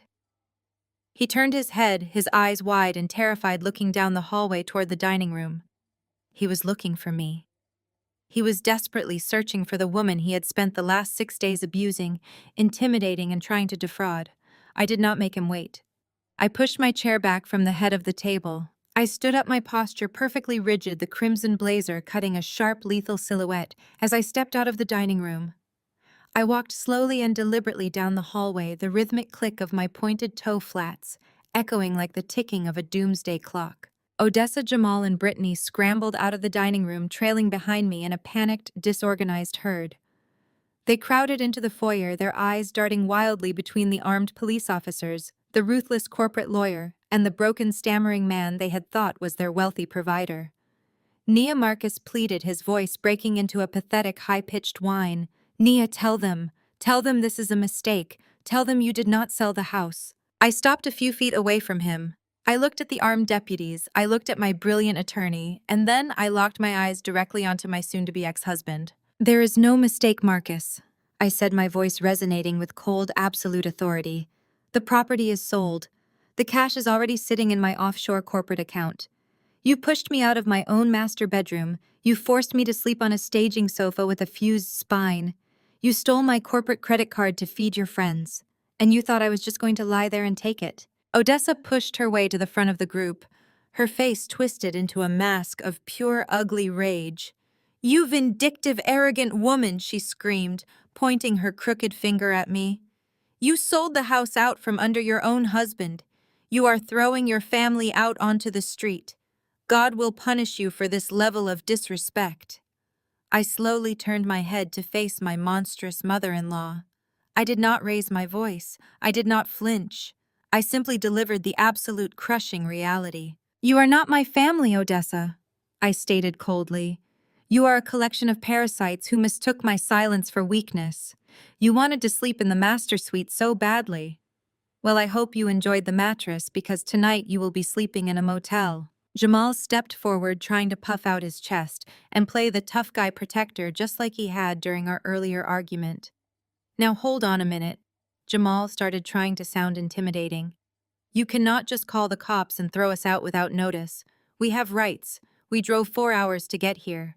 The second deputy immediately rested his hand on his utility belt, shifting his stance. "Step back, sir," the deputy ordered, his voice carrying the immediate threat of physical restraint. "The legal documents have been served. The property has transferred ownership. You have 28 minutes left to gather your belongings and exit the premises. I strongly suggest you start packing." Jamal instantly deflated, backing away and raising his hands in surrender. The fake bravado completely vanished the moment real armed authority stepped into the room. Marcus was hyperventilating now. He was clutching the eviction papers to his chest, his eyes darting frantically around the foyer. He was watching his entire fabricated kingdom burn to the ground in a matter of seconds. He looked at me, a desperate, pathetic mix of rage and sheer terror in his eyes. "You cannot do this?" Naya Marcus choked out, tears of sheer panic welling in his eyes. "Where are we supposed to go? What about my brother? What about the money?" I smiled. It was the same slow, terrifying smile I had given him at the dining table. I took a deliberate step closer to him, lowering my voice so only he could hear the final devastating blow I was about to deliver. "What money, Marcus?" I whispered softly. "Do you mean the $250,000 you tried to steal from my equity by forging my digital signature?" Marcus stopped breathing. His eyes dilated in absolute, unadulterated horror. He realized in that precise second that I knew everything. I knew about the late-night kitchen conversation. I knew about the fake online equity loan. I knew about every single felony he had committed in the dark. I stepped back, my crimson blazer practically glowing under the foyer lights, and turned my attention to the leather portfolio Arthur Sterling was still holding. The eviction was just the opening act. It was time for the main event. "This is my house," Marcus screamed. The sound was raw, guttural, and completely devoid of the smooth, arrogant composure he had paraded around the terrace just yesterday. He aggressively waved the eviction papers in the air, the thick packet of legal documents trembling violently in his unsteady hands. His eyes were wide, bloodshot, and darting wildly around the room, as if searching for a loophole that simply did not exist. "I am your husband. I am the head of this family. You cannot do this to me in front of my own mother. I will take you to court. I will take half of everything you own. This is marital property, Nia." I stood up a little taller, completely ignoring the dull, persistent throb in my healing spine. I smoothed the lapels of my tailored crimson blazer, projecting the absolute, unshakable authority of a woman who had already won the war. "You all seem to share the exact same pathetic delusion," I said, my voice slicing through his hysterical outburst like a freshly sharpened blade. "Let me educate you on the reality of your situation. The LLC law in the state of Maryland is explicitly, ruthlessly clear. This penthouse was purchased by my private corporate entity 3 full years before I made the massive, regrettable mistake of marrying you. Because I never commingled a single cent of marital funds with my business accounts, my assets are completely ironclad and legally impenetrable. You own absolutely nothing here. You never contributed to the mortgage. You never paid a single property tax bill. You are nothing more than a squatter who has violently overstayed his welcome." Marcus shook his head in aggressive, panicked denial. He backed up until his spine hit the edge of the marble console table in the foyer. "You are bluffing. You cannot just sell the house and bypass me. I am on the loan documents. I submitted the paperwork myself. The bank knows who I am." I smiled a cold, terrifying smile that caused the remaining color to completely drain from his face. Ah, yes, the paperwork you submitted. Let us talk about your paperwork, Marcus. I turned slightly toward Arthur Sterling, my brilliant and relentless corporate attorney. Arthur did not say a word. He simply reached into his heavy leather portfolio and extracted a pristine, thick manila envelope. He handed it to me with a sharp, synchronized precision. I stepped forward, closing the distance between myself and the marble console table where Marcus was currently hyperventilating. I pulled two heavily stamped official documents from the envelope. I raised my arm and tossed the documents forcefully onto the table right in front of him. The camera snaps into an extreme close-up on the legal documents hitting the table. The heavy paper slaps against the polished marble surface with a definitive, aggressive thud. The lens focuses tightly on the bold, terrifying headers printed in stark black ink. One document bears the official seal of the FBI Financial Crimes Division, marked explicitly as a tip-off confirmation. The second document is a highly detailed federal bank fraud incident report, stamped with a bright red verification seal from the online equity lender. "You thought I was asleep last night," I announced, raising my voice so the sound carried clearly down the hallway, ensuring that every single parasitic member of his family heard my next words. "You thought the pain medication had incapacitated me. But I was wide awake. I watched you on the high-definition staging security cameras. I listened to you, Odessa and Brittany, standing in my kitchen plotting to steal $250,000 from my hard-earned equity." The camera executes a dynamic, violent panning motion, whipping aggressively away from the documents on the table and capturing the absolute, unadulterated terror, freezing the faces of Odessa and Jamal. The lens catches Odessa's mouth dropping open in a silent, horrified gasp, her hands flying up to clutch her chest as the devastating reality sets in. The camera continues its rapid pan to Jamal, capturing the exact second his eyes widen in pure panic. He physically stumbles backward, bumping into the wall as the realization of his brother's criminal exposure shatters his entire world. "You forged my digital signature, Marcus," I continued, my voice ringing with absolute chilling authority. "You applied for a $250,000 second mortgage through a private online equity lender. You proudly told your mother that you planned to funnel $100,000 to Jamal to save his failing commercial trucking business. You plan to pocket another $100,000 to pay off your repossessed Mercedes and your maxed-out credit cards. And you promised to send the remaining funds directly to Odessa to finance a kitchen remodel in Baltimore." Marcus tried to speak, but his vocal cords completely failed him. Only a dry, pathetic choking sound escaped his throat. He stared down at the FBI confirmation report as if it were a live, ticking explosive device. "I did not stop the wire transfer I revealed, delivering the ultimate crushing checkmate. I deliberately let the transaction process. I let you commit the federal crime in its entirety.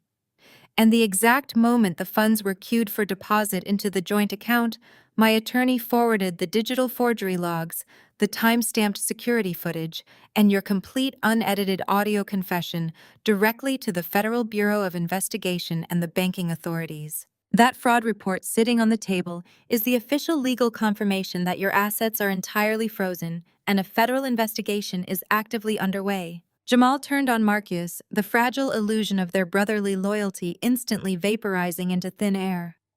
"You forged her signature?" Jamal yelled, his voice cracking with high-pitched panic. "You told us the money was guaranteed. You swore it was a legal loan from your corporate bonus. Are you insane? You dragged us into a federal crime." Brittany grabbed Jamal's arm, her face twisted in sheer frantic desperation. She immediately began trying to save herself. "Jamal, we have absolutely nothing to do with this.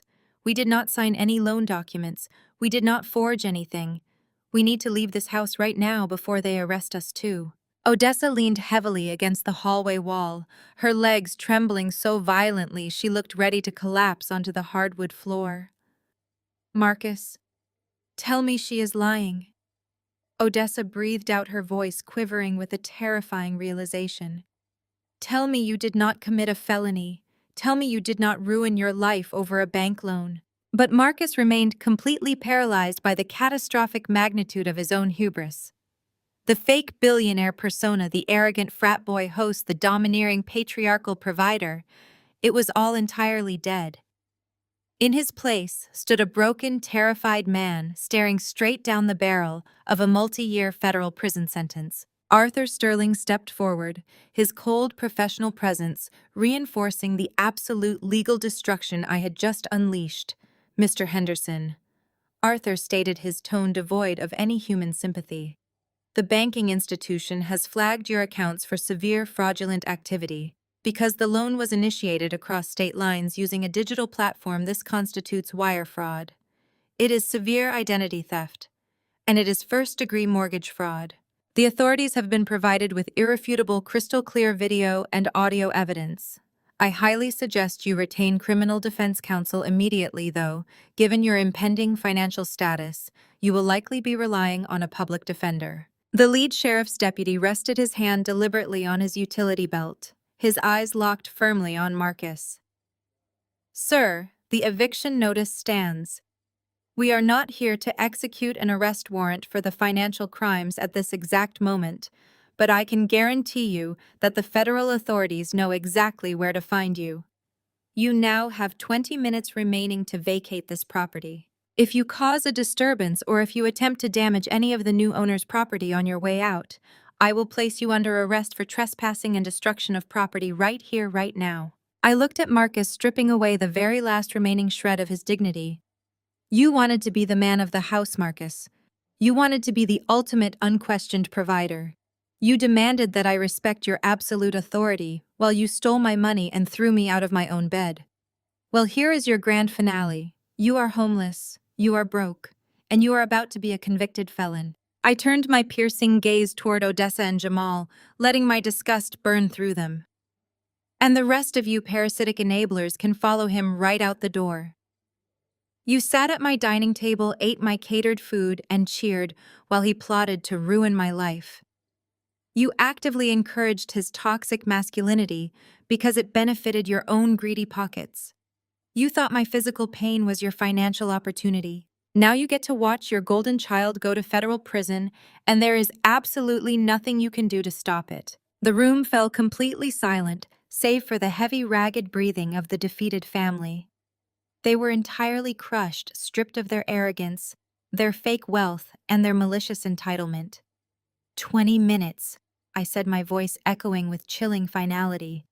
"Get out of my sight." I turned my attention directly to Brittany. She was trembling violently, her designer athletic wear suddenly looking cheap and ridiculous as she backed away from the armed deputies. "Brittany," I said, my voice slicing through the heavy silence like a surgical scalpel. "You complained earlier about my hospitality. You were highly offended that I did not hire a cleaning crew to carry your bags up my stairs. Well, consider this your self-service checkout. You have exactly 28 minutes left to drag all 15 of those oversized suitcases out of my house and down to the curb." Brittany gaped at me, her jaw trembling. "I cannot carry all of that by myself. Jamal has a bad shoulder. Then he'd better learn to use his good one." I snapped my tone, leaving absolutely zero room for negotiation. "Because if a single piece of your luggage is still scuffing my hardwood floors when that timer hits 0, it goes straight into the dumpster. Move." The scene instantly shifted into pure, chaotic motion, playing out like a raw, handheld documentary.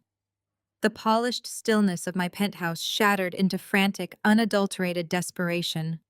The camera would have shaken slightly, tracking the sheer panic erupting in the foyer. Odessa let out a dramatic, wailing sob, clutching her chest, as if she were having a sudden medical emergency. The lead deputy was completely unimpressed. "Ma'am, if you are experiencing a medical event, I can call an ambulance," he stated flatly. "Otherwise, I strongly suggest you start walking." They scattered like insects exposed to a harsh spotlight. The frantic scramble was a pathetic, deeply humiliating display. Brittany and Jamal sprinted up the floating glass staircase, slipping and stumbling in their haste. They violently shoved their cheap clothes, half-empty toiletries, and stolen luxury items into their massive suitcases. I watched them drag the heavy bags down the stairs, the hard plastic wheels thumping loudly against the glass and metal, destroying their own dignity with every single panicked step. Marcus did not pack. He could not. As he reached blindly for his coat, the second deputy stepped directly in front of him. A plainclothes detective who had arrived with the property manager stepped forward, pulling a pair of steel handcuffs from his belt. Marcus Henderson, the detective, said, his voice devoid of any sympathy. "We need you to come down to the precinct for questioning regarding an active federal bank fraud investigation and interstate wire fraud." Marcus looked back at me. A pathetic, broken shell of a man. His fake billionaire persona had been completely eradicated. "Nia, please," he begged, his voice cracking into a high-pitched sob. "Do not do this. I am your husband." "You are a liability," I corrected coldly. "And my corporate attorney has already filed the expedited divorce papers. Enjoy your ride." The officers placed their hands firmly on his arms, escorting him roughly out the front door. He stumbled over the threshold, his head hung low, completely stripped of his arrogant swagger. Outside, the spectacle had drawn a massive audience. The warm evening air was thick with judgment. My neighbors, the wealthy doctors, corporate lawyers, and business owners who Marcus had tried so desperately to impress, were standing on their pristine, manicured lawns.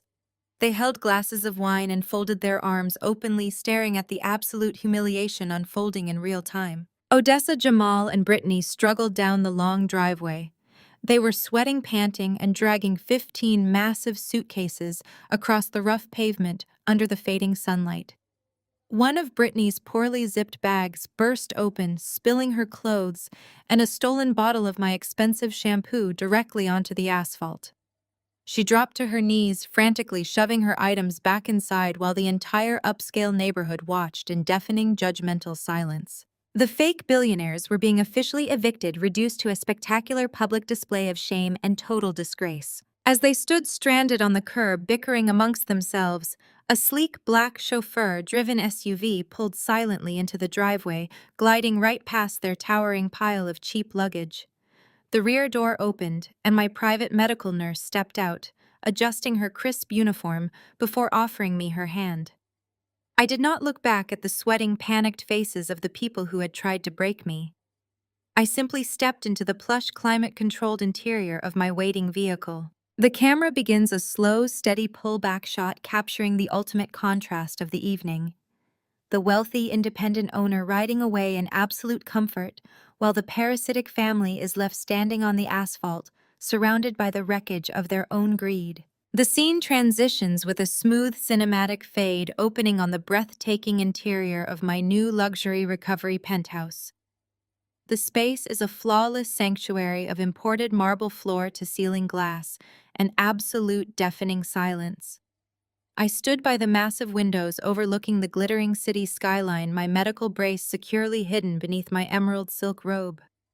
I reached out and poured myself a heavy crystal glass of vintage red wine. The camera executes a smooth, slow push and tracking steadily toward my face as I take a slow, deliberate sip. I lower the glass and look directly into the lens, my eyes burning with absolute triumphant clarity. "Family is not a free pass to exploit your hard work," I said, my voice smooth and lethal. "Society will tell you to shrink yourself, to endure abuse, to drain your own blood, just to keep a fragile man comfortable. But your peace of mind is your most valuable asset. Do not ever let anyone use tradition or guilt to turn your empire into their personal ATM. Sometimes the absolute best way to clean your house is to pack up all the trash and sell the entire building." The camera pushes in tight on my sharp, victorious smile before executing a hard, sudden fade to black.